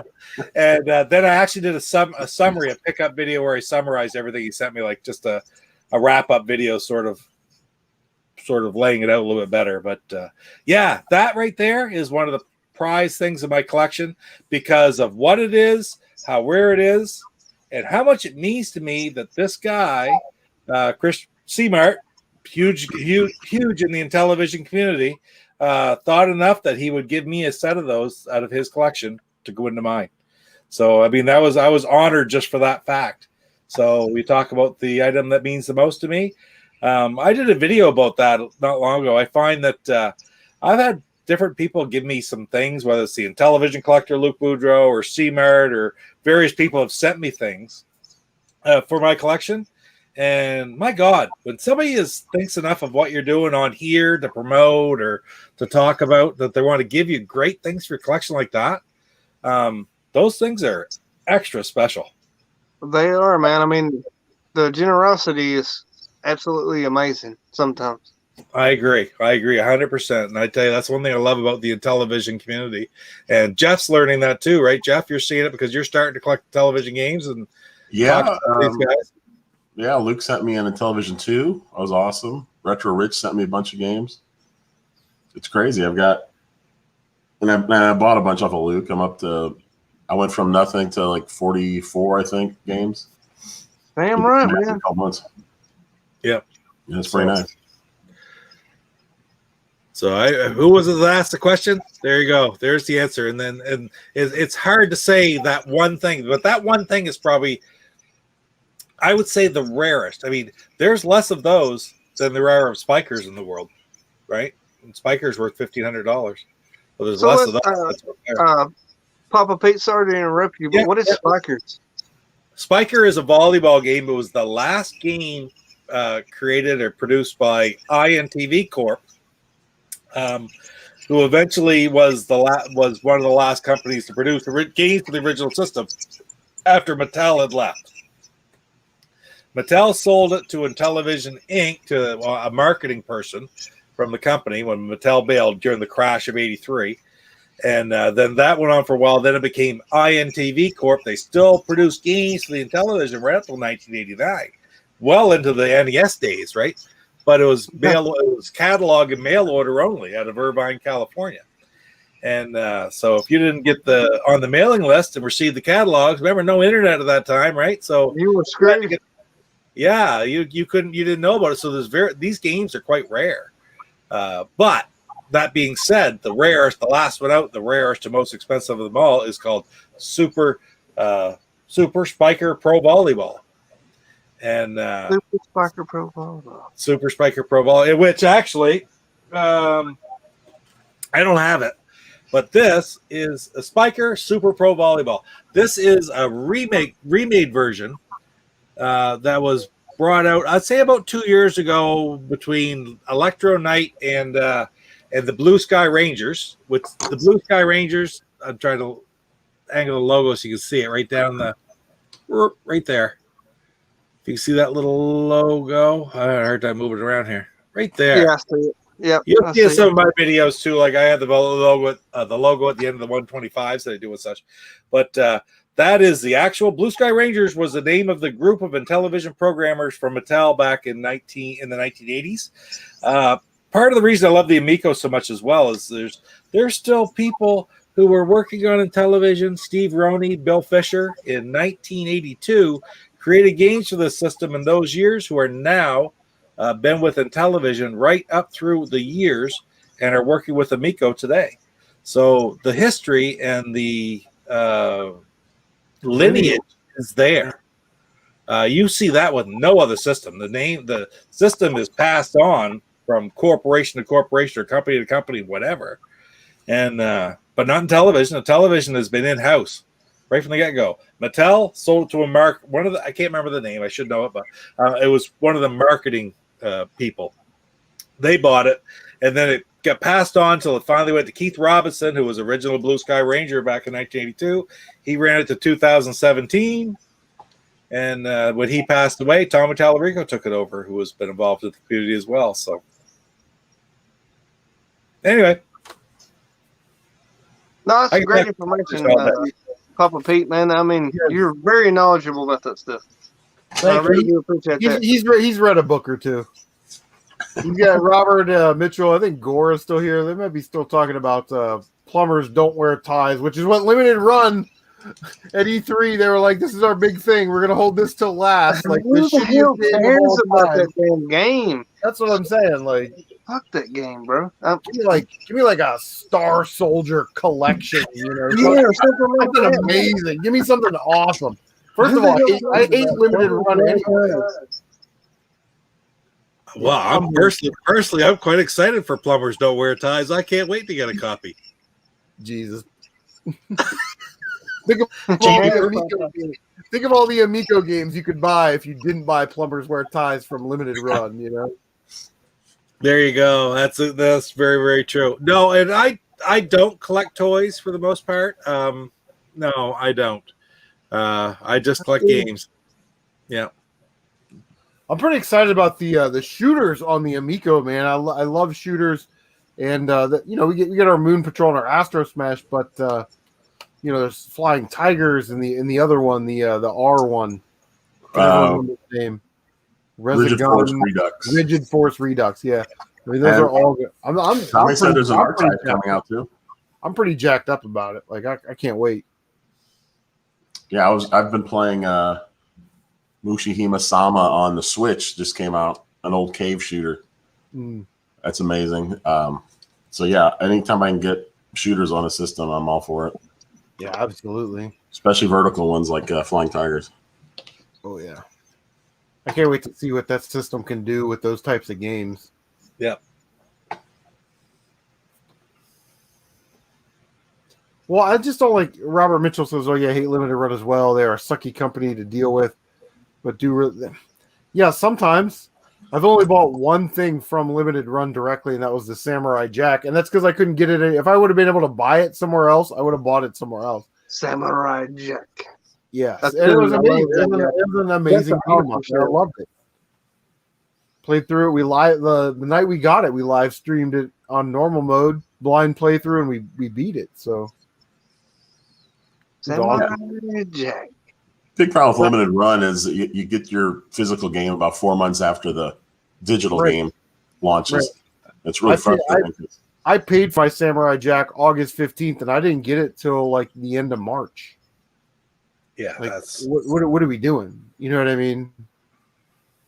And it's well, when you go to GameStop and you pre-order a game, I'm like, yeah, but GameStop tells me this game is going to be released on this date, and I get a pre-order bonus. What was my pre-order bonus from ordering from Limited Run? Nada, zero. In fact, I had to pay for a box, $1.99. I had to pay for a protective case, $1.99. Like, Limited Run can suck it. Wow. I hate Limited Run. I had a package from Limited Run show up about 4 or 5 months ago, and I opened the mailbox, and it's a plastic bag, and there's a box, or there's an envelope inside this plastic bag. I'm like, what is going on? And I do this with the envelope. I'm like, well, there's nothing in this. And then I'm reading, post office said this envelope was empty when we received it. So somebody went in there, I guess, and took my game, or they sent it without a game. I don't know. It was very weird. That's pretty weird. Yeah, I've never had that happen before. So I had to call Limited Run and send them a picture of the stuff, and they, Right. a month or two later. Also leads me to my next point. Limited doesn't mean as limited as they say. If they say there's 2,000 copies of the game, they literally have probably another 600, 700, 800, 1,000 copies to cover all the developers, all the in-house people, all the lost and damaged, unsatisfied. So it's like, you called that out early when you were starting to get Limited Run games. You called that out real early. Oh, hell yeah, I did. Because there's no transparency. You know what I mean? Just say we made 2,800 copies of this game. 2,000 copies are going to be released to the public. Yeah. Just say that. Because they could be sitting on a warehouse full of, Futuridiums, which had a print run of 2,000, but there could be 10,000 more in. And people that buy Limited Run games, I'm sorry, they buy them to collect them and invest in them and hold them. And 20, 30 years from now, they want to resell them. And if the market's flooded with another 5,000 copies that were magically found in a warehouse somewhere, and it reduces the value of their game, they're going to be pissed, and I would be too. I would be too. And I got to looking up how many people got the number one out of the Limited Run games. Number one, there's very few people that got the number one Limited Run game out of the lot. You know what I'm saying? They're keeping them, I guess. Well, I don't know. And then they changed their business model. It was say there's 3,000 copies of a game. We're going to print 3,000 copies. 1,500 are going on sale at 9 a.m. 1,500 copies are going on sale at 1 p.m. And that's it. Now they do 2 months worth of pre-orders, so there literally could be 10 to 20,000 copies of this game, depending on. But nobody gets a number one copy, and nobody gets number one, not number two. Limited run games aren't numbered either. You don't know you get copy, 535 out of 5,000. Strictly Limited does that. They'll put a number on it, but Limited Run doesn't. So you literally have no idea. How many were pre-ordered? How many were printed? How many extra were printed for developers? How many extra were printed for damaged, lost in mail? How many were printed for? It's just a bizarre scene, and the fact that they have zero transparency and nobody's holding them accountable is it's bizarre. It really is, and you got to be really careful about investing in Limited Run games because there's a lot of them that.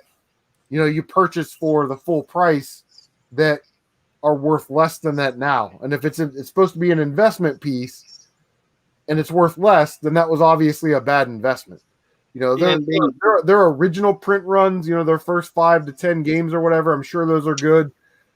Things like Samurai Jack and, the Abe's Odyssey or whatever it was, those sort of said it, those things.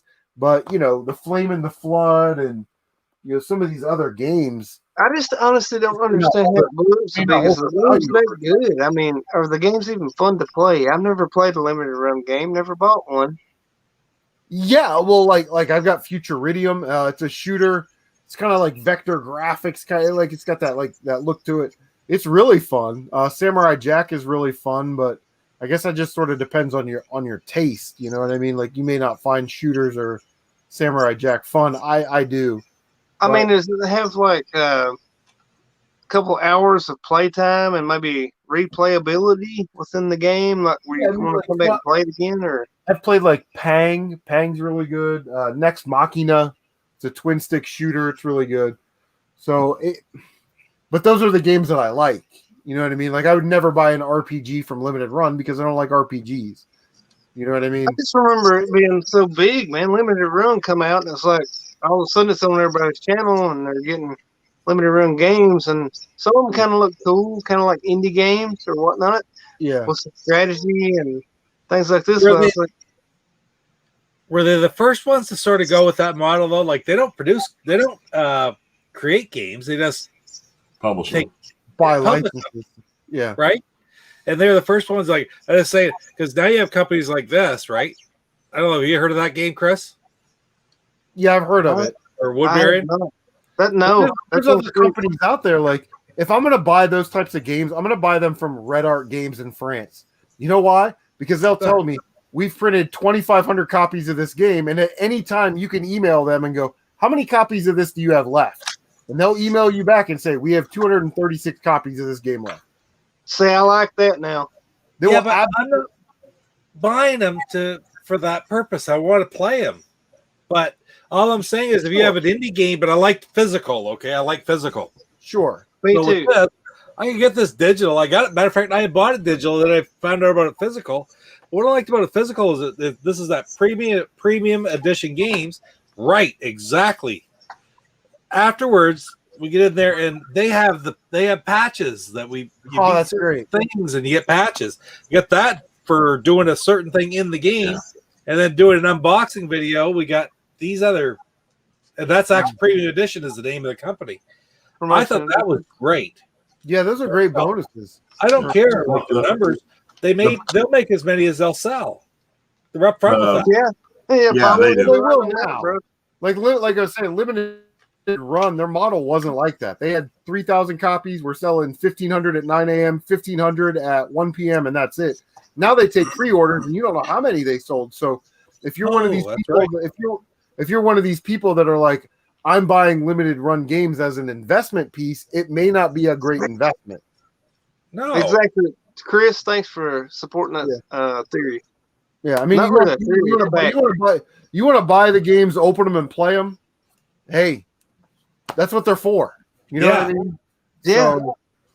So, have fun playing the games that you bought. But you're saying this costs a lot more than buying a digital copy, but I like having physical. Plus, I have the other perks that Premium Edition is creating with it, and they do it with every one of their games. Sorry, but I can remember the old Activision days. I'd love to have those old patches again from back when I was a kid, right? And the patch doesn't come with the game. You have to hit a certain requirement, and when you do, you take a picture of it like you with Activision, and you send it to Premium Edition Games, and then they send you the patch. Yeah, those patches came in the mail later. I've got some Star Wars patches on my backpack that come from doing something like that, and I'll show you guys. Yeah, that's awesome. Yeah, Stuntman Michael's asking about Streets of Rage 4. That was Limited Run as well. Was that Limited Run? Streets of Rage 4. But they ended up selling it on Amazon and I don't know where else. It's kind of strange. That's the other problem. Oh, it's a limited run game, but you could eventually get it at Best Buy with a different cover. Like, what are we doing here?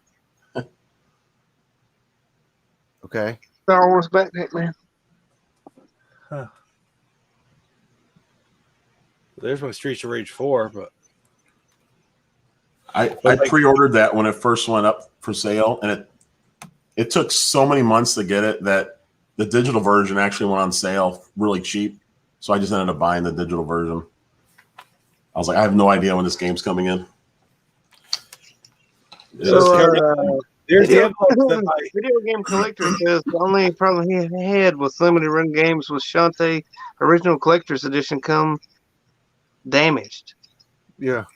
Well, and I didn't get the collector's edition, but I knew when I ordered Samurai Jack, like, I guess I'll buy a box instead of them just throwing it in a bubble mail. Like, just give me the goddamn box.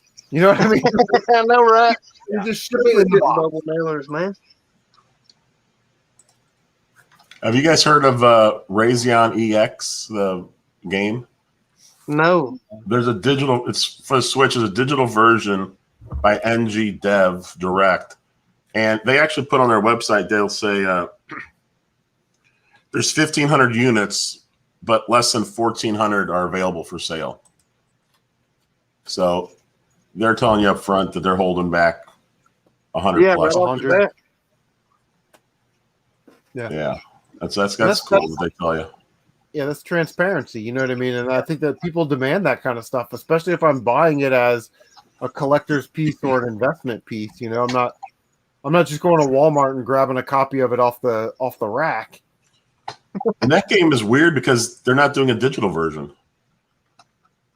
I can't think of another game on the eShop or another game on Switch other than like Labo that doesn't have a digital version.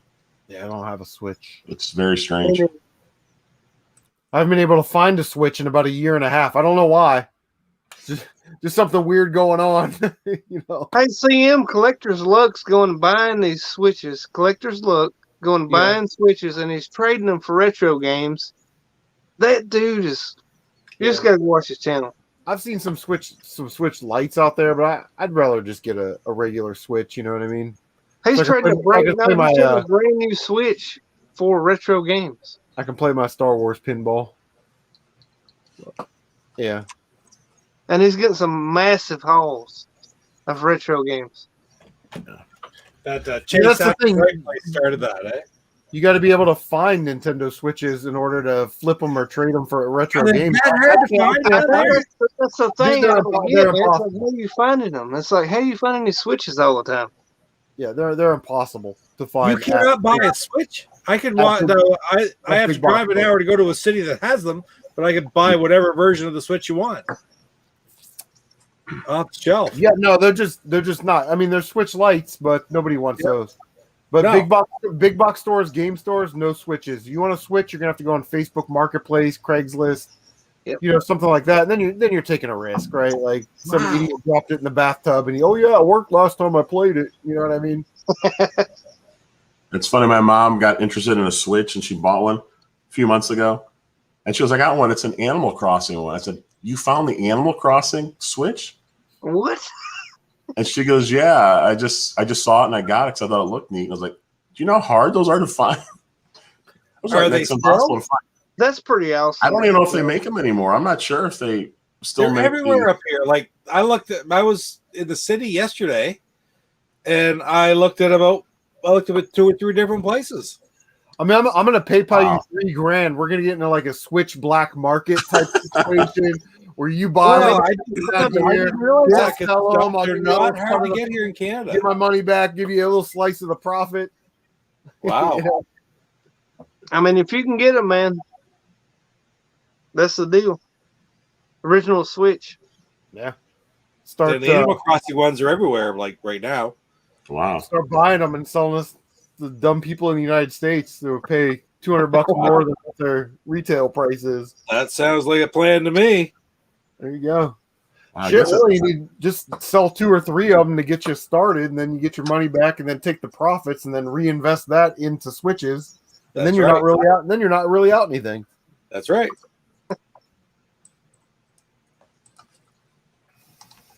Wow. I didn't realize it, but no, yes, they are. You can get them here. There are no consoles down here. Local game stores don't have. They can't keep them in stock. Wow. It makes you wonder if they can't.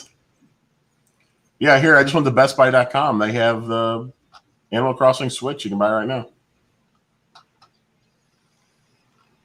I had no idea. But you can't get the regular Switch. They're charging $360 though. I don't know why.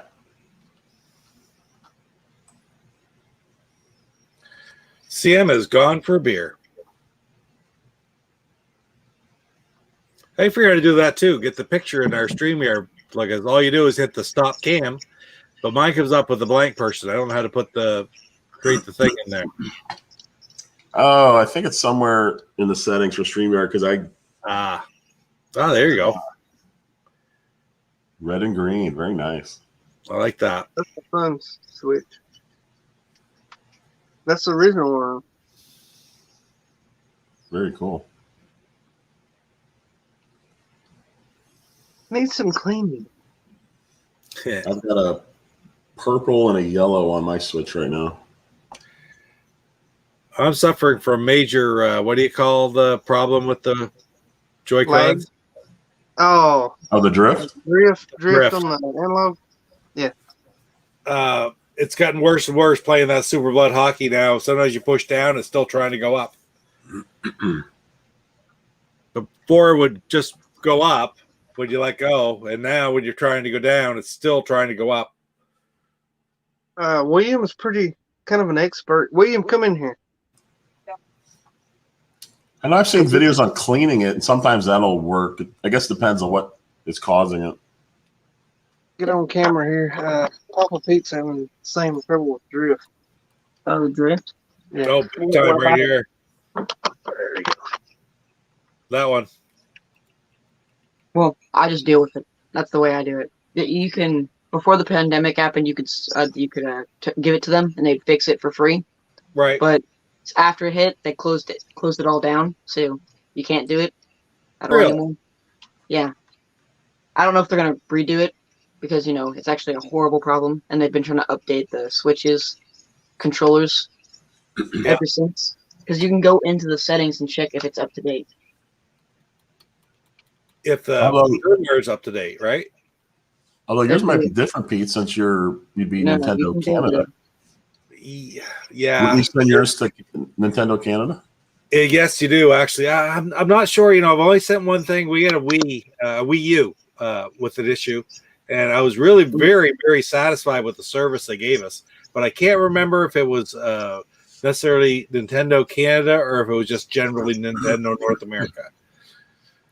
I mean, it's possible they just send them to Nintendo US. I don't know if they fix them. All I can remember with the Wii U, we had to send the entire the thing right away, just stuck in it basically, and it was just it was a system issue. And my Wii broke about a year and a half or two into it. I started getting these big blocks all over. Yeah, apparently it's a fan issue, and it was causing it to glitch out. And so I sent it in. And I got it back in like 2 weeks, and it was fine ever since. Exactly. I was shocked at how good of a service they provided, to tell you the truth, for even the whole process of doing it, which I find is difficult sometimes to navigate through, that was pretty good. So I don't remember exactly what I did. It was almost a long time ago now. It was probably 7 or 8 years ago. But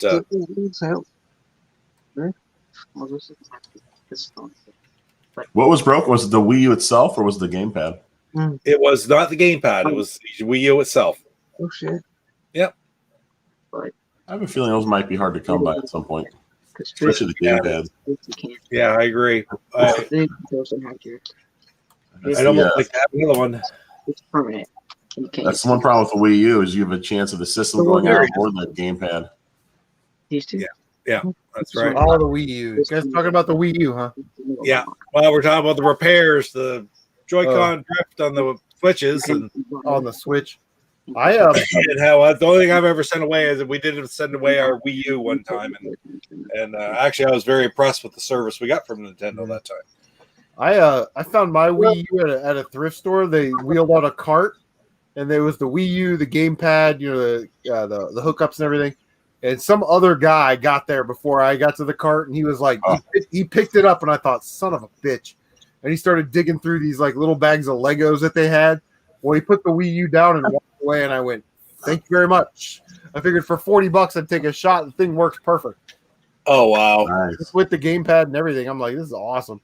And I played through Tropical Freeze, man. It was a great time. It was a great sort of nostalgia pop. I haven't played a Donkey Kong Country game in a long time. And it was definitely awesome. My daughter and I are going to plans next weekend to play Disney Infinity.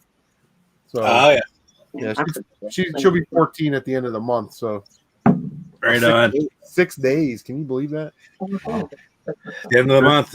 Yeah. Chris, Nintendo Land. 4 more years, I can kick her ass out. Let me get it out. I'm just kidding. Have you played Nintendo Land? We have it.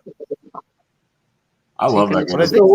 William talked about how you replace it. You can replace stuff and take this apart. Yeah, you can just on buy. the Switch. If you get drift in the sticks, you can just buy a new stick online. Oh, you really? Can just take it apart. Yeah, you can just take the stick back off. You can unscrew the backs. See? Yeah, I'm looking at it right now. Yeah. You can unscrew these and replace it. If you just all you have to do is just buy another stick online. They sell them for pretty cheap. Yeah. It's way cheaper than buying 2 more controllers that are $60. Yeah. Try $99.99 up here. Oh, they're up more in Canadian land. Down here, they're $60. Yeah, up in Canada. There, you send us consoles, we'll send you controllers, and we got some kind of black market going on. Yeah, we got a deal going. Yeah. The Switch console is $399.99 here. Yeah. Oh, brutal. So in American, it's about $320. Yeah. It's cheaper here for most stuff, even though our dollar's bigger than theirs. The Wii is notorious for crapping out. Yeah, the disc drives in the Wii's, the original Wii's, are not great. And then there's no real easy way to fix them other than to buy a brand new disc drive and put it in there. That's like at garage sales. You know, it's like people are like, "Yeah, I know what this goes for online." Yeah, but does it work? And if I buy it, can I bring it back in 30 days? And can I come back to your house and get my money back in 30 days? Or yeah. There's a certain amount of risk when you buy stuff at garage sales. I've bought plenty of stuff at garage sales that didn't work. And it is, and you're buying something on a whim, and somebody telling you that it works, sorta, maybe kinda, and you're buying it. There's a bunch of problems with it, and you don't know about. Usually, when I buy a Nintendo at a garage sale, I just count on it needs a 72-pin replacement. I just sort of build that into my mental cost when I buy it. I can fix a 72-pin connector. I'm telling you, I can make an NES work every time. Yeah. Well, the guy at Maxine's Bargain Box, I've known him for years. He was like, "I don't sell Nintendos anymore because they all have the blinky light, and I can't. We're not going to fix them in this." I said, "Well, how many do you have?" And he said, "I don't know, like 9 or 10 of them." I said, "Well, why don't I take them? And if I can fix them, you can sell them, and I'll just take like $20 in-store credit for each one I can fix." Well, I got 6 or 7 of those things to work just by taking them apart, cleaning them, adjusting the pins a little bit. You know what I mean? I don't remember how much of these things anyway. Because you have another stack somewhere. I mean, a 72-pin connector replacement in the States is like $12. How much? They're about $12. Okay, well, I came there. Remember, that's off eBay up down there. Yeah. So he gave me all these consoles, and I, kind of 3 Dreamcasts. I fixed them and moved some parts around in each one to get them to work, and I ended up with $120 worth of trade credit in a week. I was like, "This is awesome!" And I used it to buy Contra Force with the manual, which was $100. Yeah. That is awesome. So I've been working on Xbox 360s. I've got one right here. Can you hand me that one, Lee? Right quick. I've got good at fixing them. Red Ring Xbox 360s. What is the market on this kind of crap? With a 20 gig hard drive, working perfectly, fixed. I even replaced the little broken out doors that's normally here. Yeah. Everything. I mean, what's the market for that kind of crap? Because I hated Xbox back then. I had to buy like 5 of them. New. Most of the 360s I've bought just need to be cleaned out, or that disk drive belt. That's a cheap part to replace, and it takes no time at all. But I sell my 360s simple, but I'm talking about taking the heat sinks off, replacing all the thermal pads and all that stuff. That's what I get into with these consoles. Yeah, I never really had to do that. Relic Gamer, what's up? Yeah, thank God. I've never had those types of problems. I take them down. There's a game shop that does really good repairs, so I just take them down there. I should probably learn to do it myself. It's easy, Sam. I need to make a video about it. I'll make a video. Considering how many consoles come through my house. It's really that damn simple, dude. Once you take those damn X-Wing things off and get the heat sinks out, take those out, and all the pads on the CPU and the other one, clean them all off, put the heat sink compound on, put them back in, put the damn X clamps on, and they work just perfect. Red Ring. I'm talking about Red Ring fix big time. Yeah. So I don't know what the market is though for these. And I've cleaned this, man. I mean, it's looking pretty good for a used Xbox 360. It works perfect. Yeah. Mike says once you put the new paste on them, they still crap out and overheat. Well, you know what? Wood said he's going to make a video on it. There you go. And that's going to be his evergreen video, his video that's always going to get views from here on out. How to fix stuff. That's what. Listen, it's ridiculous to make like. It's been done a million times already. I mean, but you're if gonna I did it, I'd just do it. You're going to be the best at it. Be the best at it. That's why I make all them dumb like Nintendo top loader teardowns. It's literally like maybe 10 or 11 screws. But you know what? 5 years from now, there's going to be somebody that gets a top loader that needs to take it, so they're going to check out that video. You know what I mean? I mean, William was here for this. I mean, we just fixed this. And I know it's just kind of stupid, but no, it's not stupid. We just fixed this damn thing not long ago. It did not work. Literally 2 days ago. We fixed it. Nice. Yeah, me and him, little William. Probably mostly William, but that's okay. Yeah, yeah, it was mostly him. I mean, I helped, and I helped. He said, Mike says it'll last a couple more years, but that's it. But you know what? If you can do something simple and get another 2 or 3 years out of it, all worth it. I mean, well, you know what? Keeping gaming alive, man. I mean, I don't care what it is, man. If it's a plug-and play, man, I can make it work, make it play a video game, I'm doing it. If it's an Atari, ColecoVision, whatever it is, if I can get it to work and play a fucking video game, I'm going to do that. Yep. I like it. Hey, Pete, what's in that little room behind you? Oh, shit, that little room. I thought about that, too. What is that room? Is that your porn collection? That is. It should be a curtain in front like a little curtain. Yeah. Some old west doors. Toblerone. Yeah. Do I need a rental card to go back there? The Rise of Skywalker, right? Hey, whoa. Now it's getting weird. That is more than everything back there. That is mostly DVDs. DVD. Yeah. And it's my wrestling collection. Oh, okay. Wrestling tapes, DVDs, Blu-rays, and a lot of stuff piled on the floor in there too. It's literally the room under the stairs that I put shelves in. So Pete, you put a video out today. It was an old one from your son. Oh yeah, 4 years ago, I think. Yeah, 2. Yeah, and I think 4 years old. At least one was. But I got a kick out of it because you had just gotten a whole bunch of original Xbox games. Yeah, and you already had some, but I think you said you were gonna. I think the video that's when you said you were gonna start collecting for the full collection. So that was the video that did it. But the funny thing was you had so many games on your table. You said I don't know where I'm gonna put these because my shelves are all full. Yeah. Yeah.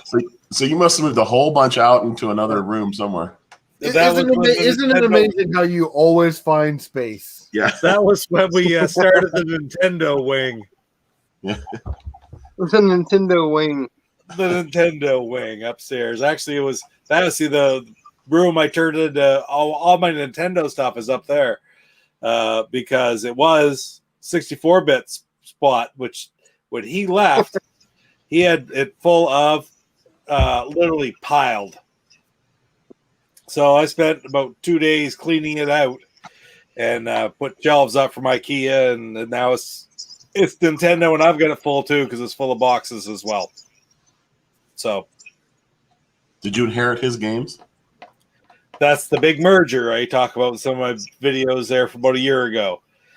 He has no room for them or any place for them to be, so we decided that we were just going to merge the two collections into one big collection. And by the end of it all, they'll all be his anyway. God willing, right? That's true. So, And I've never ever I've never updated my NES collection since we've done that. So I had around 300 or close to 300. Plus we had all his. I really don't know how many I have there now. Yeah. I noticed that yesterday. I have a, everybody's got like an app, right, that keeps your collection. Yeah. And I was like, well, wait a minute. Let me add this to the collect. Wait, I didn't add that game to the collection that I bought like 3 weeks ago. I was like, shit. So I was like, okay, let's start with A's, Adventure Island. Yep, that's marked. You know what I mean? Like, I went through my entire Nintendo collection. I found like 5 or 6 games that I didn't have listed on my app. I'm like, you gotta be kidding me. Like, yeah, just for Nintendo. Like, I don't want to go through my Super Nintendo because I know I added a bunch of games last year. Like, this takes up so much time. I'd say my PS2 collection's probably my biggest collection. But I'm like, should I go through that? I know that you had a lot of Xbox games a couple years ago. You were still picking up Xbox. You said you were getting rid of them, and I thought, you have a few that I was looking for at the time.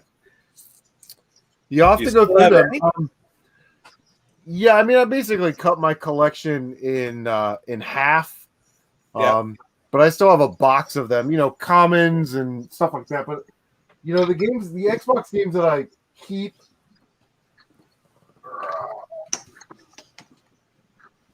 This is really the collection that I'm interested in. Like, sure, you got Land of the Dead, Mercenaries, Predator, Evil Dead, Stubbs, Lego Star Wars, Tecmo Classics, Taito Legends, Panzer Dragoon, Area 51, Crimson Skies, Metal Slug 4 and 5, Castlevania Curse of Darkness, the Battlefront games, and Conkers. Those are really the Xbox games that I keep displayed, you know. But I've got a box of them if you're interested. Well, hey, yeah, I'll take a look. If there's 1 or 2 games in there, I'll just send them to you. Yeah, we'll figure that out later. Wait till things open back up again. You're going to the Shroud of Darkness in there now, Wood Baron. Yeah. Hey, those Metal Slug games, I love those. Oh, yeah. Metal Slug. Yeah, Metal Slug. Awesome games. Yeah. And Video Game Collector says he adds them to price charting. I mean, everybody's got their own app, right? Like, they like to use whatever it is. Yes. I've never been a big price charting guy because it's really price driven. It's in the name. And sometimes they get the price wrong. You know what I mean? So if 10 copies of Super Mario World sell for $15, but then a vintage T-shirt of Super Mario World sells for $150, and their bot doesn't realize that that's not a game, it'll add it to the game price, and it'll actually raise the average price. And it's like, I flew into that aspect of it. I never really thought of that being being an issue. That's a good point. Or some other collectible. Oh, Metal Slug. That's that's an Xbox exclusive right there. Yeah. Yeah. What was the live portion of that? Was it leaderboards? I don't know. They didn't let you do 2-player together, did you? Did they? It might have had System Link or something like that. My eyesight's gotten a little bit better. Scoreboards. I think it's just scoreboards. Go online and post your high score through the Xbox leaderboard function. So Mike says he has a ton of Xbox 360 games. Might dump it. He's sick of systems going bad on him. I will say, listen, I'm an old Nintendo guy and a Sony guy, but I will say the 360, man, has some really nice shooters on it. And I think where they screwed up is if they would have imported some of those shooters that were only in Japan to the United States. Because I mean, we got a limited supply. We got like Akai Katana, we got Death Smiles, Otomedius Excellent, Raiden Fighter Aces, which really isn't a Raiden game. It's a game called Gundog that they put the Raiden label on, and we got like Raiden 4, but there was a second Death Smiles that came out in Japan. The first one takes place in like Halloween Town, and the one that they got came out in like Christmas Town. And I'm like, man, that would have been awesome. Yeah. We get the 360 though. It's like I had one go Red Ring of Death. I didn't get my first one until 2007, and we had a store in town that had a deal with points, and they'd have specials on electronics where they would give you 50 times the points. And I milked that and rocked it through. I got 4 of them. So we had 4 of them in the house at one point, Xbox 360s. Both kids had one, and we had one in the living room, one in the bedroom, because I'd also use it as streaming machines, right? The Xbox 360 at that time, I'm talking 07, 08, really was kind of, I didn't have a PlayStation, so maybe they would do the same thing. But I know that it was kind of amazing to be able to do some of the things that we did with those machines at the time. Yeah. I really liked it. We had the Red Ring of Death problem with the early one. I sent one away, it was fixed and under warranty, and there was no problem. But I really like the system. I like the games. I have a lot of those games as well. All my Xbox 360 games are in boxes. All my Genesis games are in boxes. I haven't even got a good list of what I have. They're sort of put away. They're not even with the collection per se. Yeah. So well, there's a lot of I sort of shit on Xbox a lot because of exclusives, and they really don't have a lot of good IPs. Like they don't have new IPs. They always have, the Halos and the Gears and the Forzas. But what are you doing that's new? What's your Last of Us? What's your what are your Horizon? What's your God of War? Like what are we doing here? But the 360 is really an amazing console, and that generation with 360 and the PS3, there are a lot of very, very good and underrated multi-plat games like Alice Madness Returns, Catherine, those types of games, Shadows of the Damned, that people don't really talk about, but you can still get them they're typically cheaper on the 360 than they are on the PS3 for whatever reason, It's just a bunch of great games. Rumble Roses. Of course, that came out on PS2. Yeah. Ladies with jiggle physics and headlocks. Gotta love that, right? Yeah. Oh, it's a headlock. Ooh, ooh. Play that game for hours. But I think I have that game. Yeah, Alice Madness Returns. That's a great game, and there were actually 2 of those released on the PC. That one got released on consoles.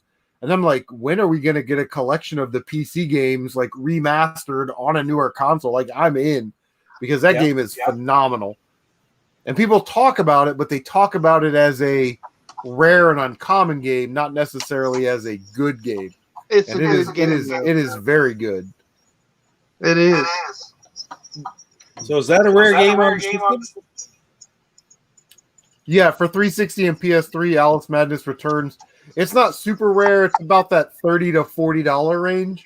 And it's kind of been like that for a while. But like we were talking about earlier, the PS3 version, you can only play it on the PS3, right? So, I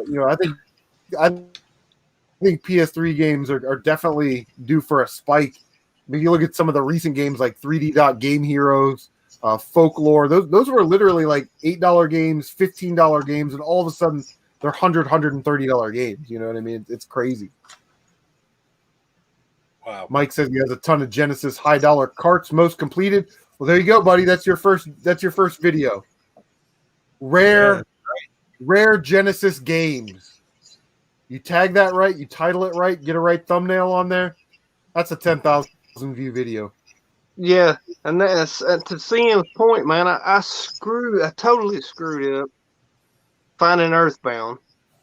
It's like, why didn't you tell it this way? I was like, well, I wanted to surprise everybody. Well, that's not how it works in YouTube land. The internet machine don't work that way. The internet machine. Yeah, I mean, there's just some. Like, I'm looking at my PS3. Like, that's one of my most underplayed consoles. PS3. I got tons of game for it. Never play. Mike says Splatterhouse 2, 3, Punisher, Contra Hardcore, Bloodlines, all completed. They're fake. Send them to my house. I'll check them out and verify them for you. And if CM sends them to me, I'll verify them secondary. Yeah, I'll send some of them over to. Actually, that Punisher game is pretty devastating. Like out of the games that you listed there, Splatterhouse 2, 3, Punisher, those Splatterhouse games, yeah, for sure. Contra Hardcore, and Castlevania. I would want the Punisher game the most. RPG Tour Guide. Go with the Splatterhouse games. RPG Tour Guide is in the house. What's up, Ryan? All hail the almighty algorithm. Yes, if you do not subscribe to RPG Tour Guide, you are a fool. Don't be a fool. Subscribe to RPG Tour Guide. Does Let's Plays and walkthroughs of games like, I don't know, pick something fancy. Parasite Eve, where he explains power-up systems and does walkthroughs. Speedy Tours does something called, what's that game? It's a goal. Oh, Zelda 2. What was that other one you were playing? That something Valor on PlayStation 1. Like all these RPGs. He's the guy. He's the guy behind the guy when it comes to RPGs. And he's a very good human being. I've met him a couple times in person. Right on. He's on the list. That's why I was sitting here all night making a list. On the list. People we're seeing. You've made your Chris Jericho list. Not Sheldon's list. This is a list of guys I check out tomorrow. Find their channels and sub all day. Yeah. Mike says they're not fake. He's had them since childhood. Yeah, but I don't know who said that, but definitely I would want the Punisher game out of the games that you listed. Bloodlines and Contra are cool. I'm not really into the Splatterhouse, but man, that Punisher game, I've never seen that. I've seen Hardcore and I've seen Bloodlines at video game stores. Never seen Punisher. Seeing those Splatterhouse games are super ridiculous for value. Yeah, I know they're valuable. It's not a game that I want to play. It's like you're Jason Voorhees, man. You get the mask and stuff. I still remember RPG Tour says Vandal Hearts. Yes, Vandal Hearts. Yeah. You're doing a Let's Play or a walkthrough of Vandal Hearts. Yes. 64-bit took a copy of the Punisher down to Too Many Games and traded it into bad graphics for I can't remember what the place he was getting. It was something pretty decent anyway, but he took a bunch of games and one of the things he had was the Punisher for the Genesis. You know, you don't know at the time, right? But maybe what he got was great too. I've met those guys. They're pretty nice dudes too. Because they're from Ohio. Oh, they're good guys. So I've met them at a couple conventions. Yeah, they're pretty nice dudes. Oh, absolutely. I just say that I remember one of the games the first year we were down. He had put a bunch of games together to trade for. I can't remember what he was trading it for. I do remember one of them was the Punisher for the Genesis. Oh, bad graphics guys are great. All three of them. Bringing Buzzy, Jared, and Wyatt. They do some of the. They have the outro clips on my channel too, man. Right? Mike says he beat all the Splatterhouse games. There you go. Second video. There you go. Mike plays Splatterhouse. Good job, Mike. Those are hard games too.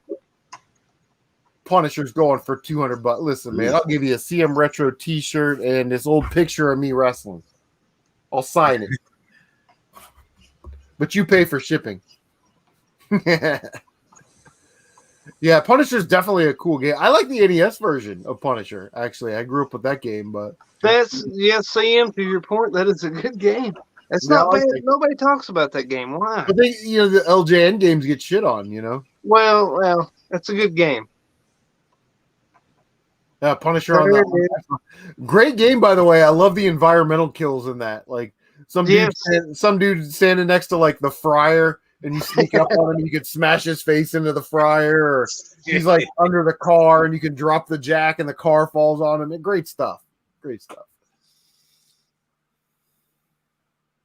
Great stuff. What's Jeff doing? Jeff, what's up, man?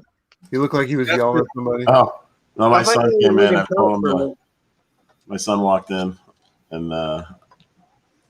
you got Perry. Oh, he's got a dog. Does he like Perry's coming? Does he like he likes Perry? to put a dog in every video.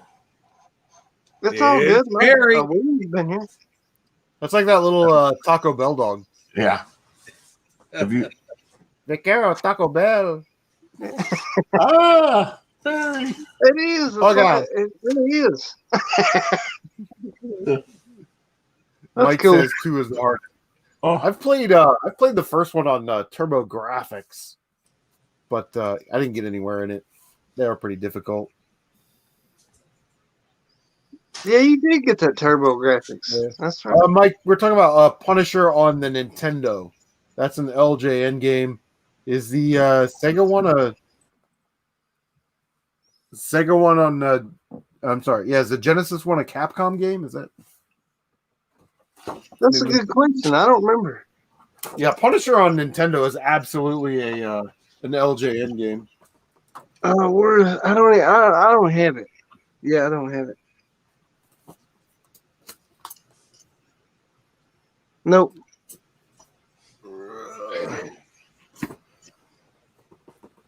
My son's like, you got to put your games in alphabetical order, and I agree with that right now because I'm trying to look for a game. So yeah, I totally stopped doing that.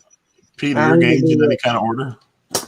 Which ones? No, they're just kind of stacked up. They're kind of stacked up in the order I like to play them. So the ones I want to play the most is on top.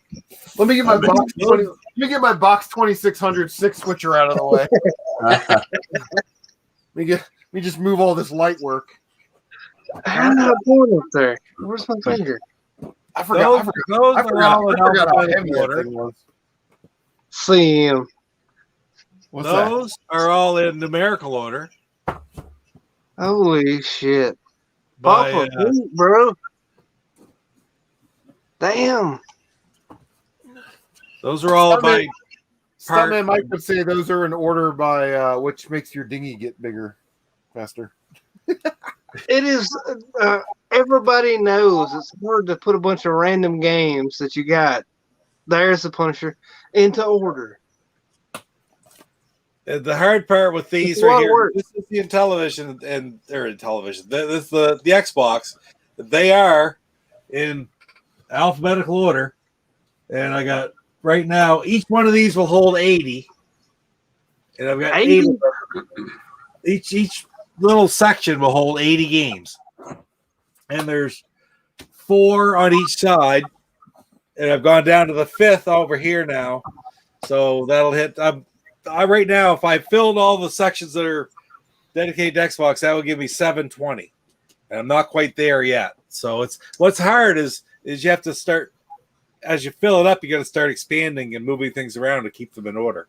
Yeah, I'm almost ashamed of the way I got mine over That's here. That's why. I really didn't want to show this. Oh my god! Yeah, I didn't want to show that. Yeah. Stuntman Mike says LJN sucks. That's why it's low value. Well, first of all, the Punisher on Nintendo doesn't suck. I don't care who you've been watching on YouTube. And it's not really low valued compared to what it is. Is it the same as Punisher on Genesis? No, it's not that rare, but it's still a good game, and it still has a decent value to it. I think Punisher is about a $30 game on Nintendo. Let me see. I do not have that game. I want that on Nintendo. Do you guys have many Sega Genesis games? I'm going for a complete collection, so I don't have. Oh, I got some doubles. Yeah, I do. I wonder if you know this answer. I was showing this to Papa Pete months ago. I have 2 copies of the first NHL hockey for Genesis, and it's just called NHL Hockey. There's not a date behind it. I think it came out in like 92, I guess. Because I think 93, the first one with a date. NHL PA 93, NHL Hockey was 92. One of them I got just randomly at a game store. The other one, Capcom sent me a postcard describing the game, and on it you could fill it out and send them a check, and they would send you the game. That's how they were selling it at the time, the very first one. So, and I can't remember which one's which, but I have them. I was looking at them. The boxes are different sizes. It's very strange. Is it a fat box? I mean, they're both in that plastic container. One I think is fatter than the other. That's what I'm talking about. But I'm not sure why they're different since it's the exact same game, and they're official. It's not like someone swapped it out. Well, that one's a variant. Yeah, I wonder why they did that with with that game. I was trying to look it up online. I can't find anyone is even mentioning it. No problem.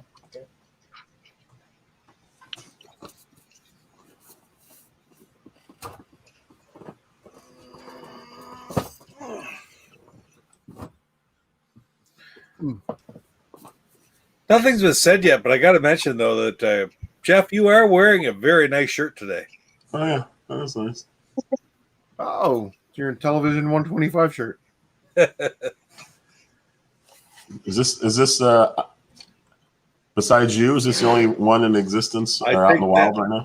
That may just be a unique shirt right there. Yeah. Last year, I got really big on Sammy titles like Vice Project Doom and Twin Cobra, Silkworm, and I ended up finding this game. It's with Akista's Ring or Akista's Ring. Okay, yep, I've heard of that. And I got it for like $25, and I was like, man, I guess it's like Zelda, but I've never played it. But I always, when I first started getting into game collecting, I was like, ooh, gross, rental sticker, we got to get that off. Right now, it's like I want it on there. I want to see it. I want to be a Maniacs Home Video VHS movie rentals custom video, Sandusky, Ohio. Like, and there's a phone number. I'm like, no, this is staying on there. You know what I mean? Oh yeah. Like I was such a snob when I first Chris, started. I gotta ask you though, Chris, who answered the phone when you called? I didn't call it. Well, why?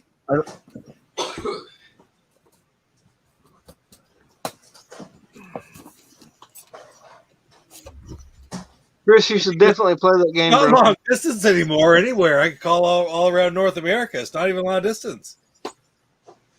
Just ask them if they have a copy of Top Gun on VHS. Is this Sandusky's or? I like when you get a used game and you open it up and there's a receipt in there. Oh, From that's the original awesome. sale. Yeah, that's awesome. Is either not recognized on this system or not currently available to you. Please dial 611 for assistance or. Doesn't work. It's a good try, man. They're out of business. That should be. There has to be a video where I just call all the video game stores. I go through my NES collection for everyone with a freaking phone number on it. Start calling them. That's like the 867-530-9. Hey, do you guys still sell video games? No. Hey, do you got any Papa Pete that may or may not have returned some of your porn? I may know where that's at. You know what I mean? Yeah. He went to Canada. Yeah. Canada, eh? Canadian. He's all about it. And all about it? I'll tell you now. What's on my shelf? What's up, man? We're doing good tonight. How are you? We're just kind of kicking back, talking about games. Hanging out, man. Chilling. Hanging out. Having a brewski or two. That's what it's all about, man. This is the first weekend in a long time because we work 10-hour shifts. So I'm usually off Friday, Saturday, and every Sunday. But, man, it's just like this week we had range on, I teach firearms, so we had range on Wednesday and Thursday. And then before that, it was like we had contract team stuff. My daughter had some school stuff. It's like this is the first weekend I've had off in a long, long time. So, yeah, what's on my shelf said E3 apparently happened. We went over that earlier, and E3 sucked. Yeah, we didn't go over very long, did we? Other than saying the Amico stuff was good, it was like, yeah. Yeah, even the Metal Capcom was a letdown, and limited run ended with plumbers don't wear ties. Like, who the fuck cares about that? I'm sorry, Papa. I'm sorry.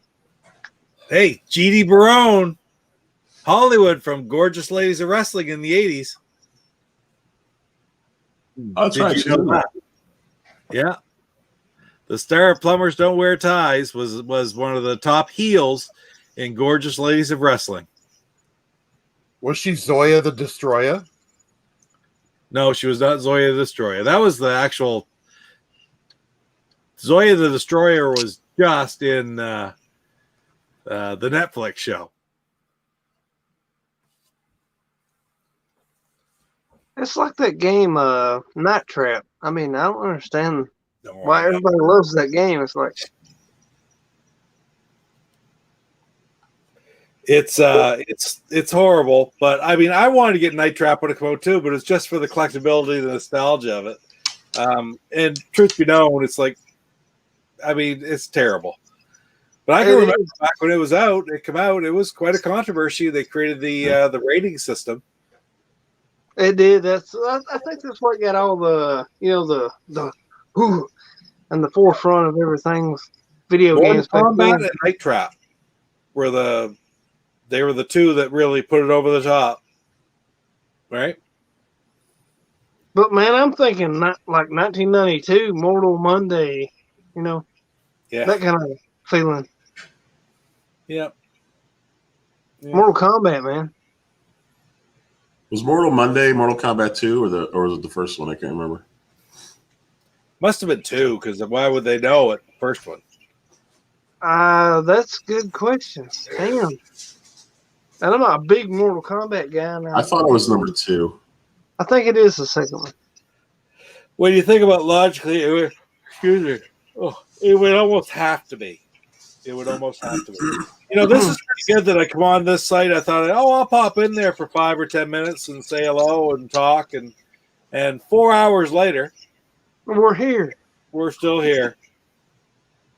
But I'll tell you guys something. One of my favorite fighting games. I'll tell you guys my favorite 3 fighting games right now.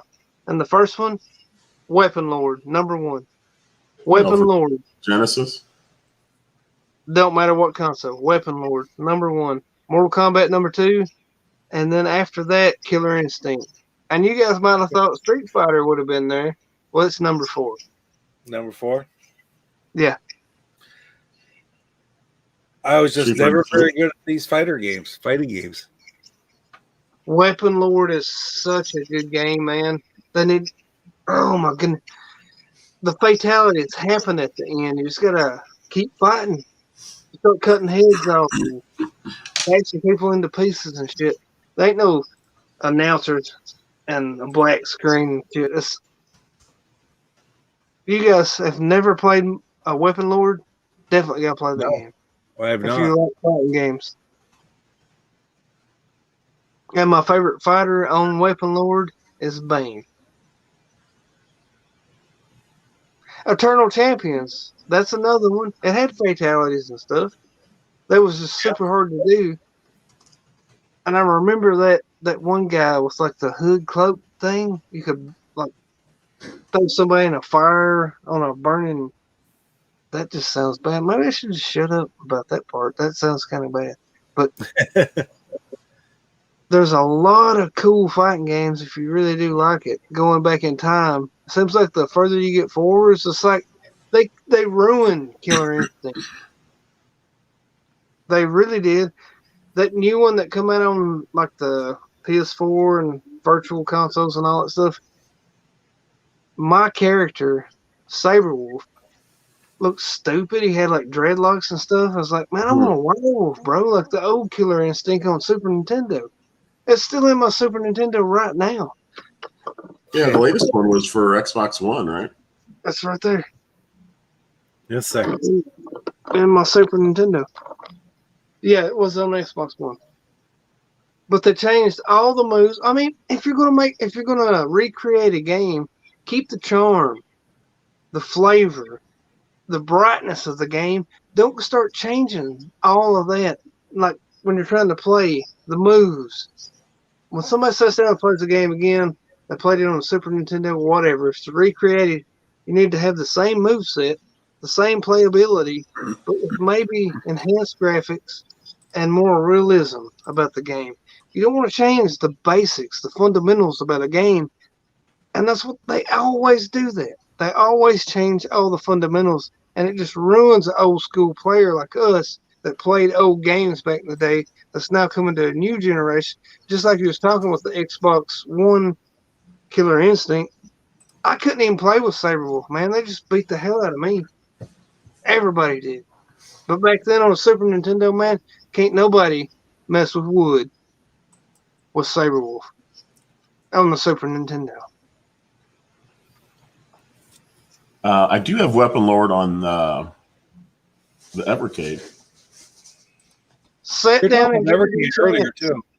Sit down, give it a chance, and understand it. Try to learn with it. Its simplicity is so brilliant on that game.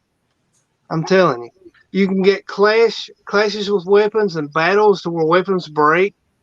You can even cut people's hair off, and the fatalities just happen with your moves set at the end of the game when they go red, small red bar.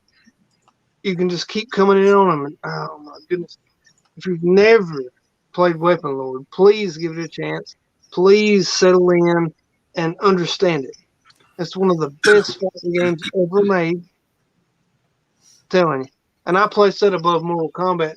And everybody here, well, Papa Pete knows how much I love Mortal Kombat.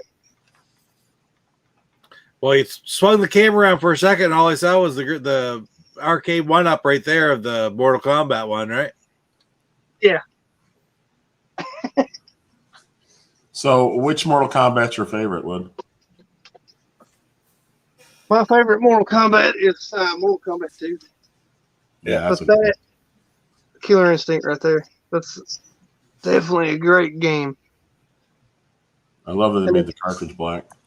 I do too, man, and it cannot be emulated, man. I'm telling you, I played it on the N64, Killer Instinct Gold.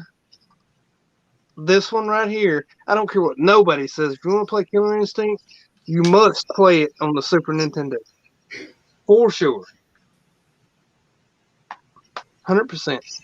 Okay, I've got that one. Yeah. And I'm just saying that because it gives me goosebumps and everything. The hair stands up on the back of my neck. I can fight. I can do, what I want to do, what I want to have done. But for somebody just jumping into that, Killer Instinct's hard. Yeah. We're here to Ty Lord Stevens that said Mortal Monday was #1. Yeah. Which doesn't seem to make sense, but oh yeah, it must be, obviously. But you know what I'm saying? I was just going by logically speaking. But one, was it Mortal Monday? Was it for the release of the arcade, or was it for release of for consoles? Was that sure it was a console? I think it's consoles, yeah. Well, then that does make sense because obviously it came up for the arcade first, became a big hit. They ported it, and then see, people trash the Sega and the Super Nintendo. Each one of them, they're fans or whatnot. Super Nintendo had really superior sound. Yep.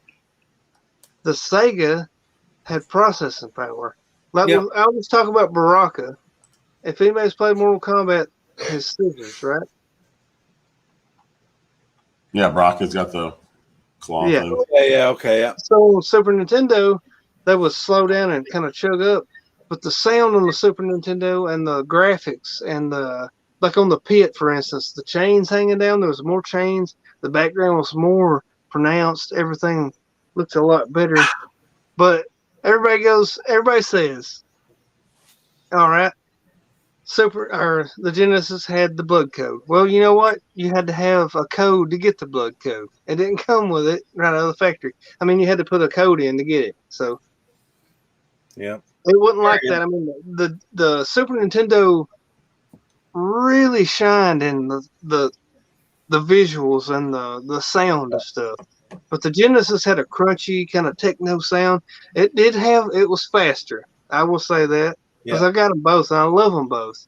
That's why sometimes I wear a Dodge and Chevy shirt or a Chevy and a Ford shirt. People think I'm crazy, but I love everything. So I don't have a biased opinion to nothing. It's just all the way about it is. The Genesis did have a slight advantage on how fast it was. But Super Nintendo had the visuals, had a great sound about it. I mean, it really did sound good. And the Genesis, if you was playing Mortal Kombat on the Genesis, you was playing with a 3-button controller, so you had to use the start button to modify the configuration of the controls or whatnot. And that's what everybody always said. Super Nintendo's got those buttons, and it did. A Super Nintendo controller feels real good, man. The buttons, the layout, the bumpers, and all that stuff. But get a Genesis controller with the 6-button controller, and that is a great feeling controller. Even with a 42-year-old man, big hands, that controller and the Super Nintendo controller feel really good. So I don't know about the tear off with everybody. So I guess it's just what you like or whatnot, but I like both. So Robert Mitchell needs to stop by Pete's house and pick up a movie before he. All right, Robert. The video game order, the living legend himself, Robert Mitchell. Thanks for stopping by, big guy. Good on, Rob. It's incredible. We have 15 people watching after 4 hours at 1 o'clock in the morning. We must be really entertaining. You know what I mean? Well, I don't know. I mean, we're just talking real, though. I mean, see him. It's probably all me. Hard and said, "Hey, man, I like Sega better, man. Super Nintendo sucks, bro." Yeah. It's probably all me. I got the charisma of a young macho man, so it draws people in, man. Yeah. Ooh, yeah. I mean, that's what happened back in school, man. I was the Sega guy, sort of, and people said Super Nintendo is way better than fucking Sega. I was like, and they was kids cussing like that. I mean, they said that way back in the day. Like, what school did you go to? Were you in the hood or something? Like, what?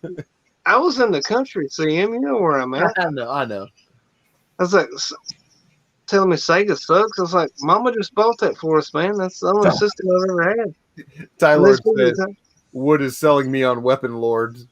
That's right. Buy a Weapon Lord. Understand it. Play it. You will please give it a chance. It's one of the greatest fighting games on the planet. And it is 1 o'clock Eastern, or actually 12:59 Eastern, and I said I could stay up until 1 o'clock Eastern because that is 2 o'clock Papa Pete time. Yeah. I think it's a great place to end the stream, man. We had a great dialogue tonight. We've been going for 4 hours. Yeah, really. We covered it all, so I just want to make sure. I stopped for 5 or 10 minutes to chat for a little bit. I feel I'll stop for 5-10 minutes to go to bed early. 4 hours later, 4 beer later. Want to thank Uncle Strange and Matt from Oak City Gamers for being here. Make sure you check out those channels. Before we get out of here, Papa Pete, what do you have coming up on your channel this coming week? Oh, I've had some Father's Day specials released today, so check those out, which are actually old pickup videos from before I had a channel, back when my son, 64-bit for life, had me doing some pickup videos with them. And I'm also going to have another special Father's Day tribute, number 3, tomorrow at 12 Eastern, around noon. It's going to come out. And other than that, we're going to have another episode of our live stream, 8 o'clock Eastern time, Tuesday night. Jeff and I from Go Game Go might have a little special guest. You never know. Might have a little Chris Miller involved there if possible. We're going to talk about some. I get off work at 7, so by the time I get home, it's like 8 o'clock. So I might be able to make it. Yeah, right on. We're going to talk a little bit of King of the Ring. No, Hell in the Cell. Sorry, that's this weekend. And we're also going to talk a little bit about Kane, because we've watched a few shows about Kane and really whatever else we decide to talk about with retro wrestling, because I like the older stuff better. But we do watch the pay-per-views to try to check it out. So excellent. Yeah. Woodbury and Retro Game Hunter, thanks, Josh, for being here. What do you got going on the channel in the upcoming weeks? Got any videos planned? No. Nope. So you got to stay tuned. It's like a surprise. You never know what you're going to get on the channel. So who knows? Okay, Jeff from Go Game Go, is your inaugural trip. Yes, it's nice being here. Live stream. Thanks for coming. What you guys got going on over on your channel here in the next couple weeks? Well, we're talking about this here premium edition. Those guys are going to be on our show on Wednesday night. Oh, nice. They were on once before. They've got some new stuff coming out. They asked if they'd come back. So I was like, sure. So they'll be on. And Pete, you know Jeffrey, right? Yeah, Jeffrey Wittenhagen's one of the guys. I don't know if he hadn't had too many games a few years ago. A couple different years. Yeah, good guy. I like the shirt, Jeff. Want to thank everybody for commenting and showing up to the stream tonight. You know, Tylord, Robert Mitchell, Ryan, Stuntman Mike, Classics Games Canada. It was really a Canadian filled stream tonight. So everybody else, video game collector, Retro Heck, Gore, the movie god, all you guys, thank you so much. So we'll go ahead and end the broadcast here, and we'll see you guys in a couple weeks when we do the live trade show, which should be pretty exciting and fun. So guys, thank you so much, and we'll see you on the next one. See ya.